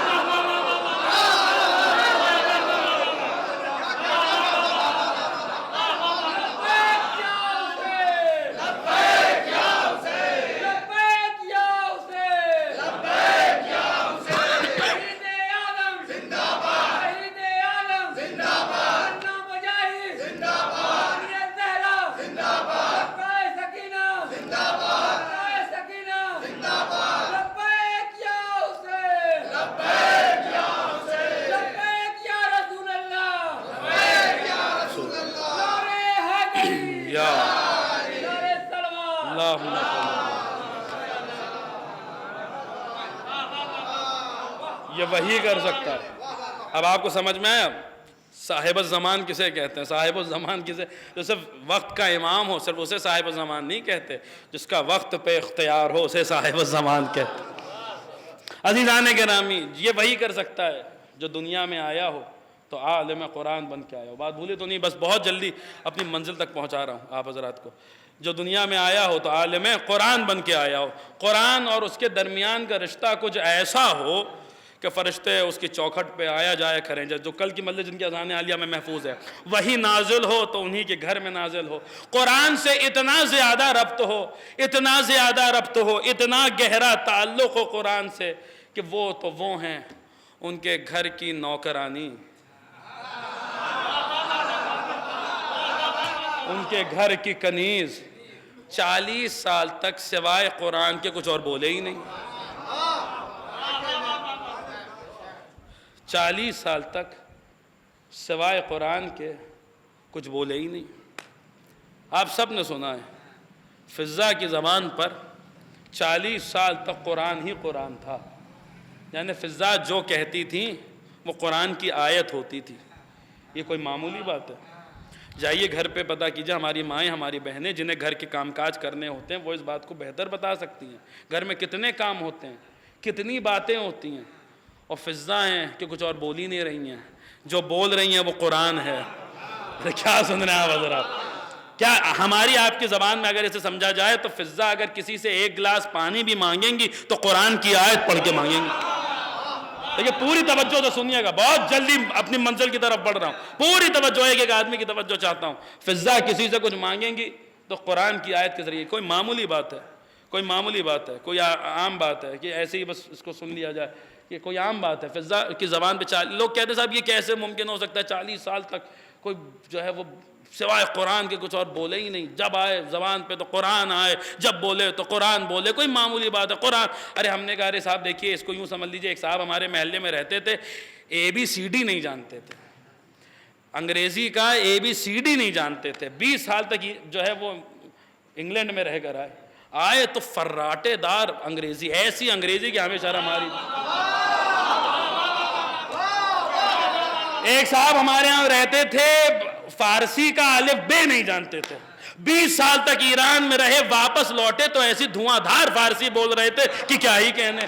ہم نے کہا ارے صاحب آپ تو گئے تھے تو آپ کو تو کچھ نہیں آتا تھا فارسی میں، الف بے نہیں آتا تھا، آئے تو ایسی فارسی بول رہے ہیں، آپ کو تو ABCD نہیں آتا تھا، جب گئے تھے جو ہے وہ لندن گئے تھے، واپس لوٹے تو اتنی فراٹے دار انگریزی بول رہے ہیں، یہ کیا معاملہ؟ کہنے لگے ارے آپ بے وقوف ہیں کیا، میں جہاں رہ کر آ رہا ہوں وہاں سب انگریزی بولتے تھے۔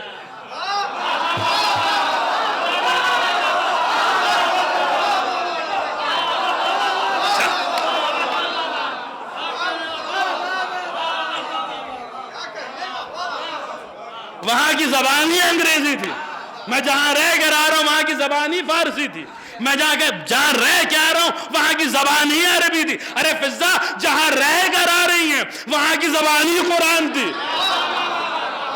یہاں تو عادتوں پہ قرآن کی آیتیں آ رہی ہیں، یہاں تو ان کے عادات و اطوار پہ قرآن کی آیتیں آ رہی ہیں۔ فضا کا تو معاملہ یہ ہے کہ فضا اس درجے پر فائز ہیں کہ کسی بولتے ہوئے قرآن کو جھولا جھلا رہی ہیں، کسی بولتے ہوئے قرآن کو لوری سنا رہی ہیں،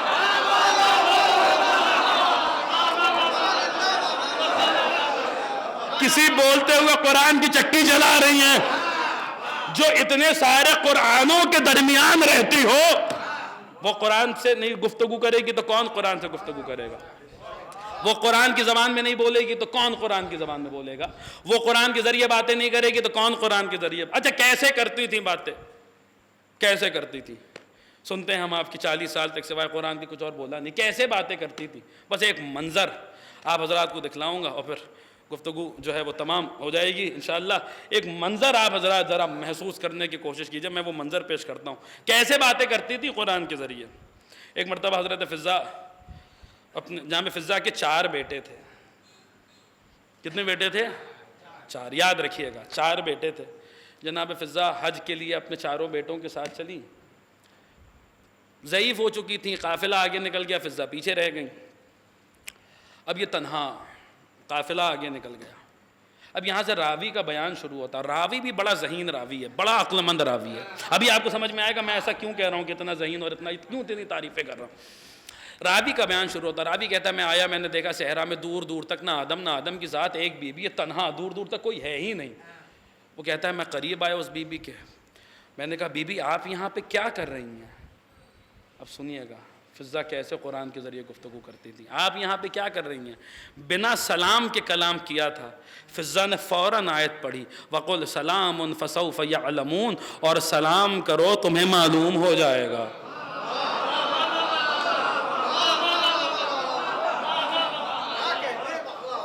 اس نے سنا، اب آپ اپنے آپ کو اس راوی کی جگہ پہ رکھ کے دیکھیے، اچھا بھلا آدمی ڈر جائے، وہ راوی بھی ڈر گیا، کہنے لگا کہ جو ہے ارے مطلب یہاں ہم سوال کر رہی ہے، قرآن کی آیت سنا رہی ہیں، یہاں دور دور تک کوئی ہے نہیں، ہم ان کی مصیبت میں سوال کر رہے ہیں۔ ڈر کے اس نے پوچھا آپ انسان تو ہیں یا قوم جنات سے تعلق رکھتی ہیں؟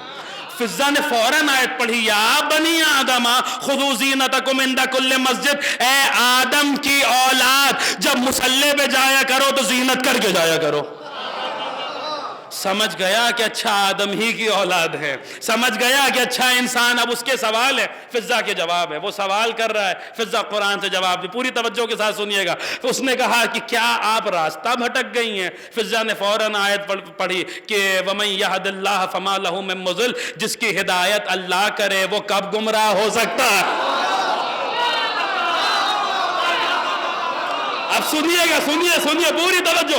وہ سوال پوچھ رہے ہیں، فضہ جواب دے رہی ہیں، جس کی ہدایت اللہ کرے وہ کب گمراہ ہو سکتا ہے؟ اس نے کہا کہاں سے تشریف لا رہی ہیں؟ فضہ نے پھر آیت پڑھی وَيُنَادَوْنَ مِن مَكَانٍ بَعِيدٍ. اسے ندا دی گئی اور دور والے مکان سے ندا دی گئی. سمجھ گیا کہ اچھا بہت دور سے آ رہی ہیں. کہنے لگا کہاں کا ارادہ ہے؟ فضہ نے پھر آیت پڑھی لِلَّهِ عَلَى النَّاسِ حِجُّ الْبَيْتِ. اللہ نے انسانوں پہ اس کے گھر کے حج کو واجب کر دیا ہے. سمجھ گیا کہ اچھا حج کا ارادہ ہے. پوچھنے لگا بی بی کتنے دنوں سے سفر میں ہے؟ فضہ نے پھر آیت پڑھی لَقَدْ خَلَقْنَا السَّمَاوَاتِ وَالْأَرْضَ وَمَا بَيْنَهُمَا فِي سِتَّةِ أَيَّامٍ. اللہ نے زمین آسمان اور جو کچھ ان دونوں کے درمیان ہے ان سب کو 6 دنوں میں بنایا ہے. سمجھ گیا کہ 6 دنوں سے سفر میں ہے. سمجھ گیا کہ 6 دنوں سے سفر میں. کہنے لگا بی بی اگر بھوک لگی ہو تو میرے پاس کچھ ہے، میں آپ کی خدمت میں پیش کروں. کیا آپ کو بھوک لگی ہے؟ جناب فضہ نے سورہ انبیاء کی آیت پڑھی وَمَا جَعَلْنَاهُمْ جَسَدًا لَا يَأْكُلُونَ الطَّعَامَ. ہم نے انبیاء کو بھی ایسے بدن نہیں دیے کہ انہیں بھوک نہ لگتی ہو. کیا سن رہا ہے؟ ہم نے انبیاء کو بھی ایسے بدن نہیں دیے کہ انہیں بھوک نہ لگتی ہو. اس نے دسترخوان بچھا دیا، جو کچھ تھا وہ پیش کیا. جناب فضہ نے تناول فرمایا. جب ہو گیا کھانا اس کے بعد کہتا بی بی میں آگے، آپ چلیے میں آپ کو آپ کی منزل تک پہنچا دیتا ہوں. اب یہ آگے فضہ پیچھے کچھ دور ناکا تھا، یہ جلدی چل رہا تھا. فضہ ضعیفہ تھی، دھیرے چل رہی تھی. پیچھے مڑا اور پیچھے مڑ کے کہتا بی بی دیر ہو رہی ہے، تھوڑا جلدی چلیے. فضہ نے پھر آیت پڑھی لا یکلف اللہ نفسا الا وسعها. اللہ نے کسی نفس پر اس کی وسعت سے زیادہ بار نہیں ڈالا.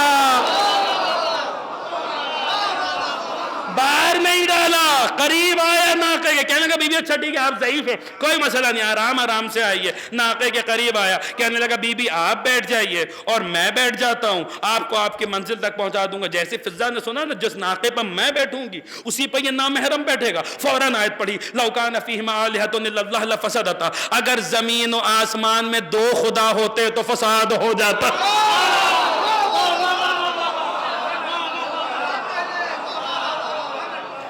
فوراً سمجھ گیا. کہنے لگا بی بی اچھا کوئی بات نہیں، آپ ناقے پر بیٹھیے، میں نامحرم ہوں، میں مہار ناقہ تھامتا ہوں، آپ کو آپ کی منزل تک پہنچا دوں گا. فضہ ناقے پر سوار ہوئی. فوراً آیت پڑھی سبحان الذی سخر لنا ھذا. سبحان وہ ذات جس نے سواری کو میرے لیے مسخر کیا، لے کے چلا. کچھ دور پہنچا، سامنے قافلہ نظر آیا. پیچھے مڑ کے کہتا بی بی کیا اس قافلے میں کوئی آپ کی جان پہچان کا ہے؟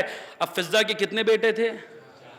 4. فضہ کو بتانا ہے میرے 4 بیٹے ہیں، 4 کے نام بتانے بھی قرآن سے ہیں. کیا اس قافلے میں کوئی آپ کی جان پہچان کا ہے؟ فضہ نے پہلی آیت پڑھی یا داؤد انا جعلناک خلیفۃ فی الارض. اے داؤد ہم نے آپ کو زمین پہ خلیفہ بنایا. انی جعلناک خلیفۃ فی الارض. اے داؤد ہم نے آپ کو زمین پہ خلیفہ بنایا. دوسری آیت پڑھی یا موسیٰ انی انا اللہ رب العالمین. اے موسیٰ میں اللہ ہوں عالمین کا پالنے والا. تیسری آیت پڑھی وما محمد الا رسول. محمد کچھ نہیں ہے سوائے رسول کے. چوتھی آیت پڑھی یا یحییٰ خذ الکتاب بقوہ. اے یحییٰ کتاب کو مضبوطی کے ساتھ تھام لیجئے. بڑا ذہین راوی تھا، قافلے میں آیا، آ کے آواز دیتا ہے داؤد، موسیٰ، محمد، یحییٰ. 4 جوان نکل کے آئے. فضہ کی طرف دیکھا، دیکھ کے کہتا بی بی یہ رشتے میں آپ کے کیا لگتے ہیں؟ فضہ نے پھر آیت پڑھی سورہ کہف کی المال والبنون زینت الحیات الدنیا. مال اور بیٹے دنیاوی زندگی کی زینت ہے. سمجھ گیا کہ بیٹے ہیں. بیٹوں نے دیکھا ماں کو لے کر آئے، فوراً اپنی جیب سے کچھ پیسے نکالنے چاہے انعام کے طور پر، آگے بڑھا. فضہ نے دیکھا کتنے دے رہے، فوراً آیت پڑھی واللہ یضاعف لمن یشاء. اللہ جس کے بارے میں چاہتا رزق میں اضافہ کر دیتا. بیٹے اور پیسے نکالنے لگے. راوی نے ہاتھ تھام لیا، بھیا پیسے بعد میں دینا، پہلے بتاؤ یہ کون ہے جو مسلسل آیتوں پہ آیتیں پڑھ رہی ہے، قرآن پہ قرآن پڑھ رہی ہے. بیٹوں نے کہا تم نہیں پہچان پائے، یہ ہماری ماں فضا ہے جس نے پچھلے 40 سال سے سوائے قرآن کے کچھ اور بولا ہی نہیں، کچھ اور بولا ہی نہیں، اس لیے کیونکہ یہ اس کی کنیز ہے جو نہ قرآن سے جدا ہوا نہ قرآن اس سے جدا۔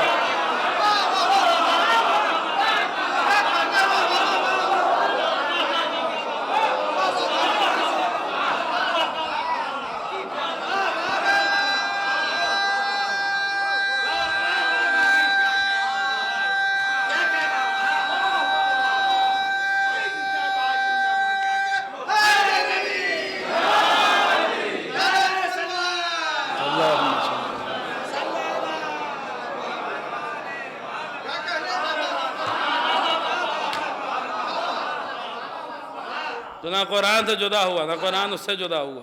عزیزان گرامی، اس گھر کی کنیزیں سمجھ میں نہیں آتی، اس گھر کے غلام سمجھ میں نہیں آتے، لوگ اس گھر کے آقا کو سمجھنا چاہتے ہیں۔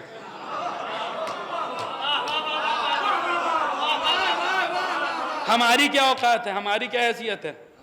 میثم تمار، میثم ابن یحییٰ تمار، میثم تمار بیٹھے ہوئے ہیں۔ ابن عباس جنہیں اس امت کا عالم مفسر کہا جاتا ہے، ابن عباس جنہوں نے اتنی بڑی تفسیر کی کہ خود کہتے تھے اگر میری اونٹ کی مہار بھی گم ہو جائے تو میں قرآن سے پوچھوں گا۔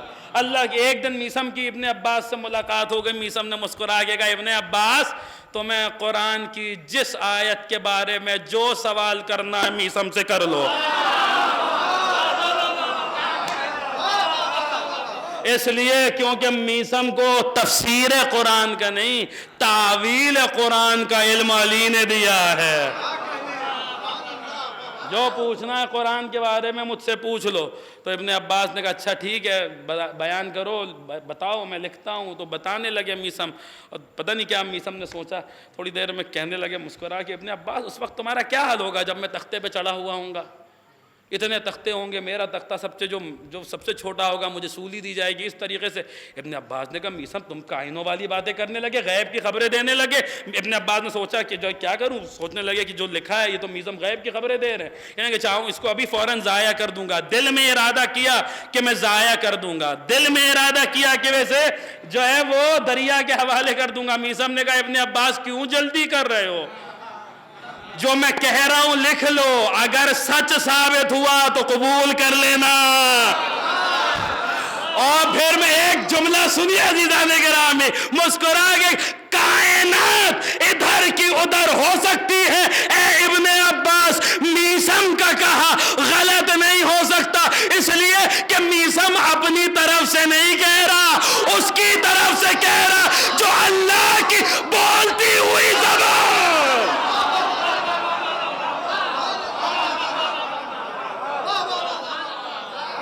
ایک صلوات پڑھیں آپ حضرات پر محمد و آلہ۔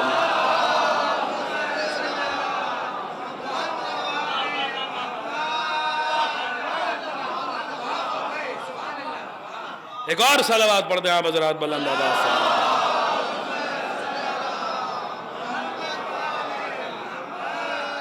عزیزان گرامی، یہاں ان کے غلام سمجھ میں نہیں آتے، ان کے نوکر سمجھ میں نہیں آتے۔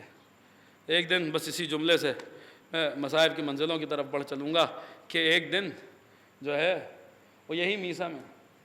میثم دیکھیے، یہ نام ہم آپ سنتے رہتے ہیں لیکن ہمیں ابھی تک ان کے غلام سمجھ ہی میں نہیں آیا۔ میثم ہمیں سمجھ ہی میں نہیں آیا میثم ہے کیا۔ میثم اس ذات کو کہتے ہیں جس سے علی اپنا راز بیان کرتے تھے، کوئی معمولی ذات نہیں ہے میثم تمار کی۔ مولا کے 4 حواری ہیں، عمرو ابن حمق خزاعی، حضرت میثم تمار، حضرت محمد ابن ابی بکر اور حضرت اویس قرنی۔ 4 مولا کے حواری ہیں، ایک دم قریب جنہیں مولا کا قرب حاصل ہوا، یہ 4 ان میں سے ایک میثم تمار ہے۔ وہ ایک پوری تفصیلی موضوع ہے حضرت میثم کا، جس پہ گفتگو کی جائے تو کتنی مجلسیں درکار ہے میثم پہ مفصل گفتگو کرنے کے لیے۔ لیکن ایک جملہ سنتے چلیے کہ میثم جو ہے انہیں مولا نے علم المنایا علم البلایا دیا تھا۔ کیا مطلب اس بات کا؟ یعنی علم المنایا کا مطلب ہے قیامت تک کون کب مرے گا میثم کو معلوم ہے۔ علم بلایا دیا تھا۔ علم بلایا یعنی کون کب کس پر کون سی بلا نازل ہونے والی ہے میسم جانتے ہیں۔ یہ ہے علم المنایا اور علم البلایا۔ علم منایا کیوں نہ ہو، کیونکہ میں نے اس سے پہلے جو جملہ کہا تھا امیر المومنین کے اور سلمان کے لیے بھی یہ ہے کہ سلمان کو علم منایا اور علم بلایا دیا گیا تھا۔ بڑی مماثلت ہے سلمان میں اور میسم میں، بڑی مماثلت ہے، بڑی مماثلت ہے۔ میں اسی روایت کی طرف آ رہا ہوں جس سے میں ربط مصائب کی طرف آ جاؤں گا، لیکن جو ہے وہ یہ جملہ سنتے چلیے کیونکہ یہ باتیں بھی پڑھی نہیں جاتی ہیں، اور اس حوالے سے بھی سن لیجیے۔ بہت جلدی بات تمام کر رہا ہوں۔ سلمان میں اور میسم میں بڑی مماثلت ہے، بڑی مماثلت ہے۔ سلمان ایک غلام تھے، رسول نے منہ مانگی قیمت پہ آزاد کیا۔ میسم بھی بنی اسد کی ایک عورت کے غلام تھے، علی نے منہ مانگی قیمت پہ میسم کو خریدا۔ سلمان کا نام پہلے روزبا تھا، رسول نے سلمان نام رکھا ہے۔ میسم بھی سالم کہے جاتے تھے، علی نے جب سنا نا، جب خریدا تو پوچھا کہ تیرا نام کیا، اس نے کہا لوگ مجھے سالم کہتے ہیں۔ تو علی نے مسکرا کے کہا مگر رسول نے مجھے بتایا تھا کہ عالم عجم میں تیرے باپ نے تیرا نام میسم رکھا تھا۔ رسول مجھے بتا کے گئے کہ عجم میں تیرے باپ نے تیرا نام میسم رکھا تھا۔ تو سلمان بھی غلام تھے، میسم بھی غلام تھے۔ رسول نے سلمان کو خریدا، میسم کو علی نے خریدا۔ سلمان روزبا تھے، رسول نے سلمان کر دیا۔ میسم سالم تھے، علی نے میسم بنا دیا۔ سلمان رسول کے ساتھ بہت زیادہ نہیں رہے، بہت سے بہت 10 سال۔ میسم علی کے ساتھ بہت زیادہ نہیں رہے، بہت سے بہت 4 سال۔ سلمان کو رسول نے علم المنایا علم البلایا دیا، میسم کو علی نے علم المنایا علم البلایا دیا۔ سلمان بھی مولا کے فضائل پڑھتا تھا، میسم بھی مولا کے فضائل پڑھتا تھا۔ سلمان بھی علی علی کرتا تھا، میسم بھی علی علی کرتا تھا۔ سلمان کے سر پہ بھی منیت کا تاج، میسم کے سر پہ بھی منیت کا تاج۔ بڑی مماثلت ہے سلمان میں اور میسم میں، لیکن ایک ایسی مماثلت ہے جس کا کوئی مقابلہ نہیں کر سکتا۔ قیامت تک جب بھی عشق علی میں جینے کی بات آئے گی تب سلمان یاد آئیں گے۔ قیامت تک جب بھی عشق علی میں مرنے کی بات آئے گی تب میسم یاد آئے۔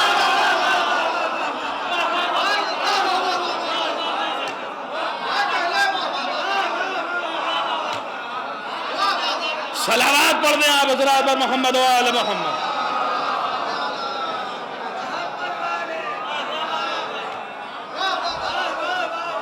جب بھی جینے کی بات آئے گی سلمان یاد آئیں گے، جب بھی عشق علی میں مرنے کی بات آئے گی میسم یاد آئیں گے۔ علم المنایا علم البلایا دیا ہوا تھا مولا نے، دیکھ کر شکل فوراً بتا دیتے کہ تو اس دن مرنے والا ہے، ایسے مرنے والا ہے، اس طریقے سے مرے گا۔ اور لوگ بھی کہتے تھے میسم تم کیسی باتیں کر رہے ہو، کیسی باتیں کر رہے ہو، اور میسم مسکرا کے کہتے تھے کائنات ادھر کی ادھر ہو جائے مگر جو میں کہہ رہا ہوں وہ ہو کے رہے گا، اس لیے کہ میں وہ کہہ رہا ہوں جو میرے مولا نے مجھے سکھایا۔ اس یقین کے قربان، اس عقیدے کے قربان میسم جو ہے وہ یہی عالم تھا میسم کا، دیکھتے تھے فوراً بتا دیتے تھے۔ اچھا میسم اس درسگاہ کے اکیلے نہیں تھے، اس درسگاہ کے اکیلے، یعنی جب کلاس لگتی تھی تو اکیلے میسم اس کلاس میں نہیں بیٹھتے تھے، میسم کے ساتھ اور لوگ بھی بیٹھتے تھے۔ علامہ مجلسی نے امیر المومنین کے اصحاب کی 4 قسمیں کی ہیں، اللہم صلی علی محمد و علی محمد۔ 4 قسمیں کی ہیں مولا کے اصحاب کی۔ خاصان علی یعنی مولا کے خاص لوگ، حضرت قمبر کا تعلق اس گروہ سے ہے۔ شرطۃ الخمیس وہ گروہ جس نے مولا سے موت پر بیعت کی تھی، یعنی اس بات پہ بیعت کی تھی کہ ہم مر جائیں گے مگر آپ کا ساتھ نہیں چھوڑیں گے، بڑا عظیم گروہ تھا۔ حضرت سعصع ابن سوحان وغیرہ کا تعلق اس گروہ سے ہے۔ ایک گروہ تھا مولا کا کہ اصحاب کا جنہیں اتقیاء کہا جاتا تھا، حارث حمدانی سلیم ابن قیس کا تعلق اس گروہ سے تھا۔ ایک گروہ تھا مولا کا ایک دم خاص اسپیشل گروہ، یہ جو تھے انہیں اصفیاء کہا جاتا تھا۔ اس گروہ میں سے کون کون تھے؟ میسم کا تعلق اس گروہ سے ہے، محمد ابن ابی بکر کا تعلق اس گروہ سے ہے، رشید کا تعلق اس گروہ سے ہے، حبیب ابن مظاہر کا تعلق اس گروہ سے ہے۔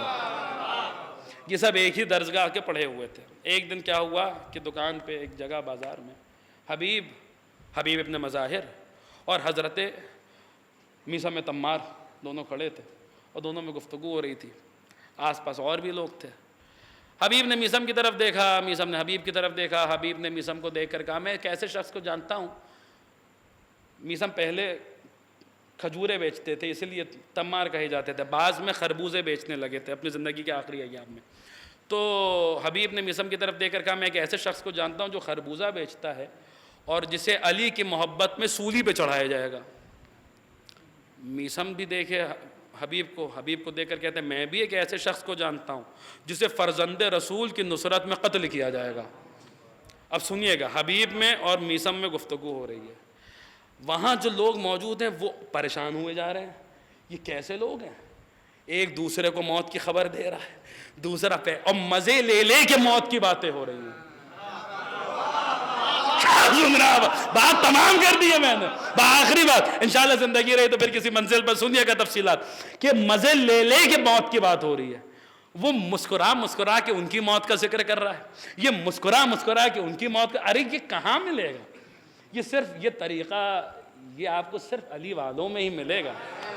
دنیا موت کا ذکر سنتی ہے تو چہرے بگڑ جاتے ہیں، یہاں انسان موت کا ذکر سنتا ہے تو لبوں پہ مسکراہٹ آ جاتی ہے. یہ بات صرف آپ کو طریقہ مخصوص ہے علی والوں سے. موت کا ذکر ہو رہا مسکرا کے ہو رہا ہے، ایک دوسرے کو موت کی خبر دے رہا ہے، دوسرا پہلے کو. ارے اس لیے دیکھیں ہمیشہ آپ کو یہی طریقہ ملے گا. علی والے جب موت کا ذکر کرتے ہیں تو قرآن کہتا ہے فَتَمَنَّوُا الْمَوْتَ إِن كُنتُمْ صَادِقِينَ، موت کی تمنا کرو اگر تم اپنے دعوے میں سچے ہو. علی والوں کے سوا کون ہے جو موت کی تمنا کر سکتا ہے؟ علی والوں کے سوا کس کا جگر ہے جو موت کا ذکر اس مزے کے ساتھ کر سکتا ہے، اس مسکراہٹ کے ساتھ کر سکتا ہے؟ یاد رکھیے قیامت تک کیوں علی والوں کو موت سے ڈر نہیں لگتا؟ جب موت کا ذکر آتا ہے تو چہروں پہ مسکراہٹ آ جاتی ہے. اس لیے نہیں لگتا کیونکہ ہر علی والا جانتا ہے موت جب آئے گی تب آئے گی، لیکن موت جب بھی آئے گی موت بعد میں آئے گی، ہمارا مولا پہلے آئے. حبیب موت کی خبر دے رہے میثم کو، سولی چڑھائی جائے گی، فرزند رسول کی نصرت میں قتل کیا جائے گا. دونوں باتیں کر کے چلے گئے.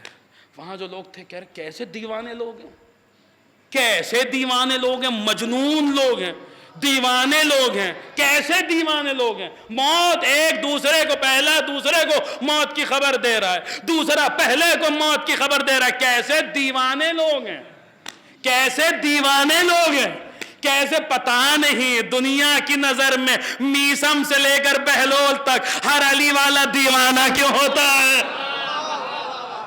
کیسے دیوانے لوگ ہیں. میثم حبیب کی موت کی خبر دے رہے ہیں، حبیب میثم کو موت کے بارے میں بتا رہے ہیں. اور جب گفتگو ہو گئی دونوں چلے گئے. کیسے لوگ تھے، کیسے دیوانے لوگ تھے، کیا لوگ تھے؟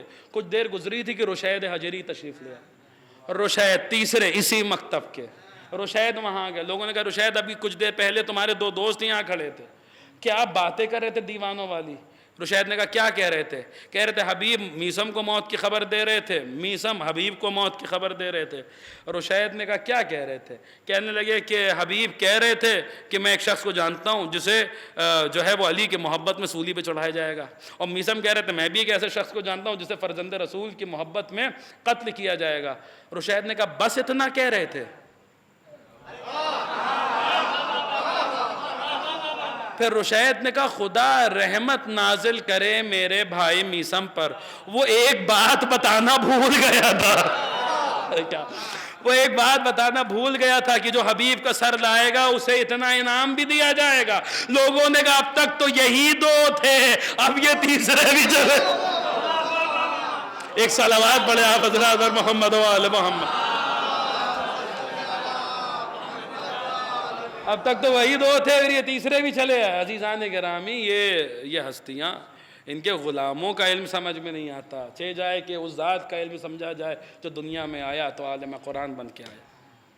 عزیزان گرامی ان کا آغاز بھی ہوتا ہے تو قرآن کے ذریعے. ان کی ولادت کے موقع پہ بھی آپ کو قرآن نظر آئے گا، ان کی شہادت کے موقع پہ بھی قرآن نظر آئے گا. یہ دست رسالت پہ بلند ہوں گے جب بھی قرآن کی تلاوت کریں گے، یہ نوک نیزہ پہ بلند ہوں گے جب بھی قرآن کی تلاوت کریں گے. عزیزان گرامی قدر بات تمام کر دی. حسین میں سوچ تو کچھ اور رہا تھا پڑھنے کے لیے، لیکن ابھی جو مرثیہ پڑھا گیا مجلس سے قبل، اسی حوالے سے چند جملے سن لیجئے آپ حضرات۔ دیکھیے، جب مجلسوں میں آیا کیجئے گریے کے لیے، رونے کے لیے، ماتم کرنے کے لیے، تو امام کی یہ حدیث ہمیشہ یاد رکھا کیجئے۔ امام نے ارشاد فرمایا ہے، امام نے ریان ابن شبیب سے کہا تھا، یبن شبیب ان کنت باکیاً لشیء فابکل الحسین ابن علی ابن ابی طالب فإنہ ذبحا کما یذبح الکبش۔ ریان ابن شبیب سے کہا تھا، اے پسر شبیب، اگر تمہیں کسی شے پہ بھی رونا آئے تو حسین پہ رویا کرو۔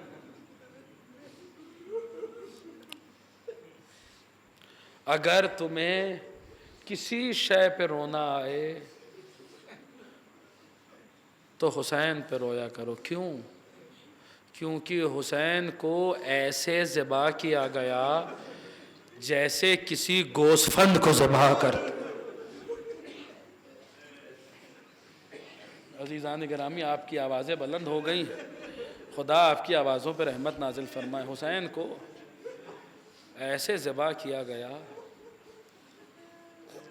اتنی سخت حدیث ہے کہ اگر اس کی شرح بھی کرنا چاہوں تو کلیجہ منہ کو آ جاتا ہے۔ یہ امام رضا کیا فرما رہے ہیں؟ ایسے ذبح کیا گیا جیسے کسی گوسفند کو ذبح کرتے ہیں۔ مولا کیا فرما رہے ہیں؟ عزیزان گرامی، ایک عالم نے اس حدیث کی شرح بیان کی ہے۔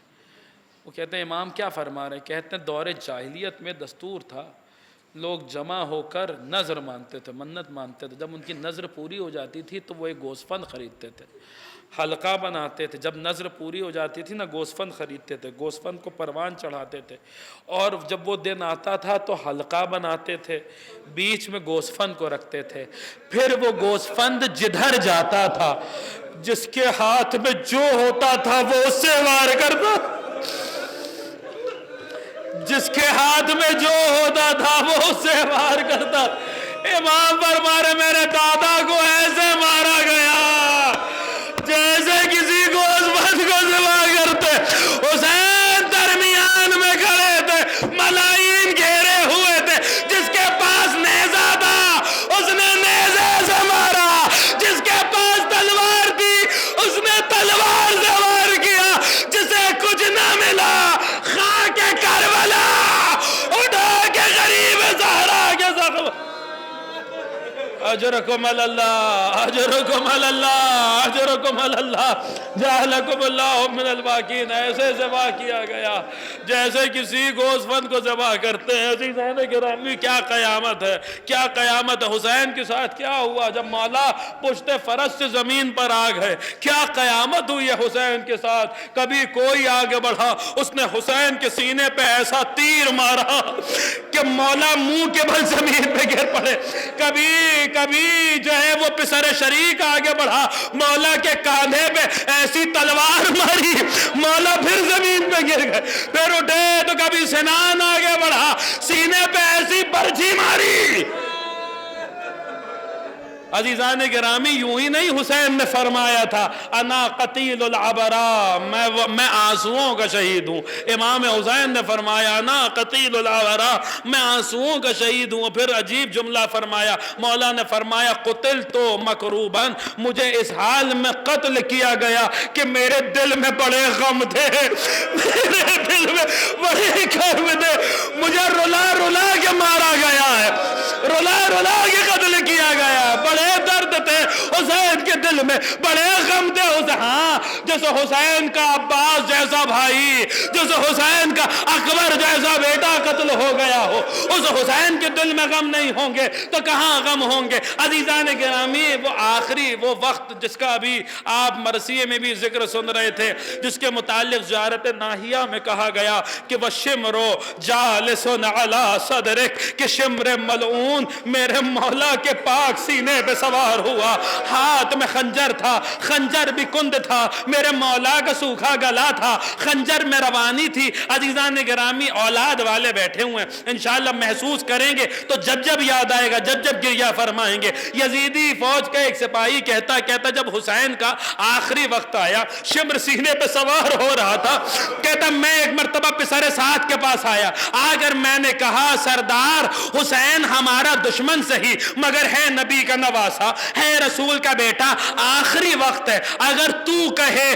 تو تھوڑا سا پانی حسین کو پلا دوں۔ کہتا اس نے سر جھکایا، کہتا میں دوڑتا ہوا فرات کی طرف بڑھا، ایک چلو بنایا، پانی چلو میں لیا، لیکن نشیب کی طرف بڑھا۔ آپ کو کیا لگتا ہے پانی نشیب تک پہنچ گیا؟ وہ کہتا ابھی میں نشیب تک پہنچا نہیں تھا، اچانک میں نے دیکھا زمین لرز رہی ہے، آسمان سے خون برس رہا ہے، سیاہ اندھیاں چل رہی ہیں۔ کہتا میں نے دیکھا نشیب سے شمر برآمد ہو رہا ہے اس عالم میں کہ دامن میں کچھ لیے ہوئے ہے، بدن میں تھر تھری ہے، بدن میں کپ کپاہٹ ہے۔ کہتا میں شمر کے قریب آیا، آ کے میں نے کہا شمر دامن میں کیا چھپائے ہوئے ہو؟ اب جو شمر نے دامن کھولا میں نے دیکھا وہ حسین جسے فاطمہ نے چکیاں پیس کے پالا تھا، اسی حسین کا کٹا ہوا سر شمر کے دامن میں رکھا ہوا، شمر کے دامن میں رکھا ہوا۔ جو رونے کے لیے آئے، جو پرسے کے لیے آئے، کہنے لگا شمر تو نے حسین کو قتل کر دیا، تو نے حسین کو ذبح کر دیا۔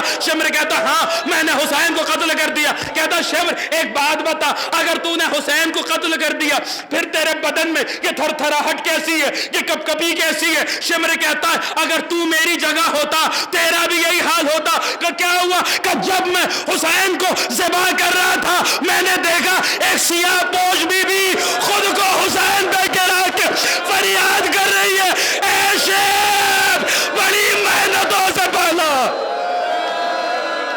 بڑی مشقتوں سے پرواز چڑھایا، اجرکم اللہ، اجرکم اللہ، جعلکم اللہ من الباقین، حسن اللہ لکم العزا۔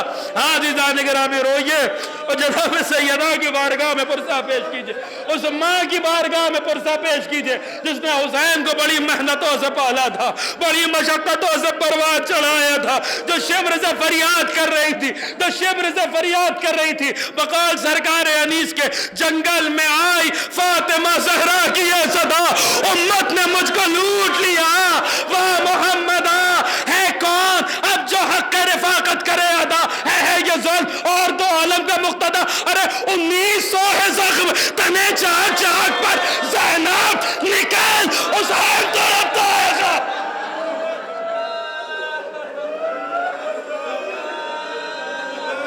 خدا ان آوازوں پر رحمت نازل فرما۔ بس آخری جملے، مجلس تمام ہو گئی عزیزوں،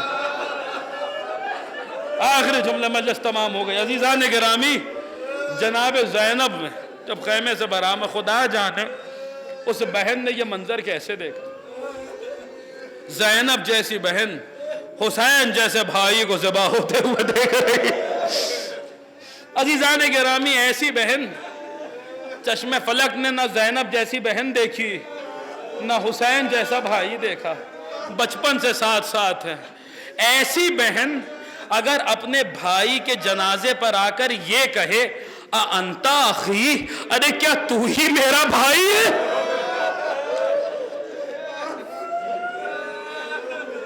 یاد رکھیے گا قیامت تک کتنے ہی مرثیے پڑھ لیے جائیں، مولا حسین کے کتنے ہی مصائب بیان ہو جائیں، مگر جناب زینب کے اس ایک جملے کا کوئی مقابلہ نہیں کر سکتا۔ اس ایک جملے میں ایسا قیامت کا مرثیہ چھپا ہوا ہے۔ زینب جیسی بہن 11 محرم کو حسین جیسے بھائی کے لاشے پر آ کر کہہ رہی ہے انتا اخی، ارے کیا تو ہی میرا بھائی ہے؟ کیا تو ہی میرا ماجا ہے؟ کیا تو ہی؟ خدا جانے ان ملائین نے حسین کے ساتھ ایسا کیا کیا؟ انشاءاللہ جب جب یاد آئے گا، جب جب روئیں گے آپ حضرات، کوئی بخل سے کام نہ لیجئے گا۔ امام زمانہ آپ کے گریہ کو قبول فرمائے، جناب سیدہ آپ کو سلامت رکھے۔ ارے کیا تو ہی میرا ماں جایا ہے؟ کیا تو ہی میں زینب؟ خدا جانے ان ملائین نے کیا کیا۔ سنیں گے عزیزان گرامی، ہلکا سا اشارہ دے رہا ہوں کیا ہوا ہے حسین کے ساتھ۔ ایک جملے میں سنیے، جو کچھ شام غریبہ میں حسین کے خیموں کے ساتھ ہوا ہے، وہی کچھ شام غریبہ میں حسین کے لاشے کے ساتھ ہوا ہے۔ خیمے میں کوئی آیا چادریں لوٹ کے لے گیا، خیمے میں کوئی آیا بستر لوٹ کے لے گیا، خیمے میں کوئی آیا بالیاں لوٹ کے لے گیا، حسین کے لاشے پہ کوئی آیا امامہ لوٹ کے لے گیا، حسین کے لاشے پہ کوئی آیا ذرا لوٹ کے لے گیا، حسین کے لاشے پہ کوئی آیا پٹکا لوٹ کے لے گیا۔ آخری جملے، مجلس تمام ہو گئی۔ ایک شخص جس کا نام جمال ملتا ہے وہ کہتا ہے میں حسین کے لاشے پر آیا، اس لیے آیا تھا کہ لاشے سے کچھ لوٹوں، کہتا مجھے آنے میں دیر ہو گئی، میں اب جو لاشے پر آیا میں نے دیکھا امامہ لٹ چکا ہے، ذرا لٹ چکی ہے، پٹکا لٹ چکا ہے، میرے لوٹنے کو کچھ بچا نہیں ہے۔ اچانک میری نظر پڑی حسین کی انگلی میں ایک انگوٹھی چمک رہی تھی، کہتا میں نے بہت چاہا انگشتری کو حسین کی انگشت مبارک سے نکالوں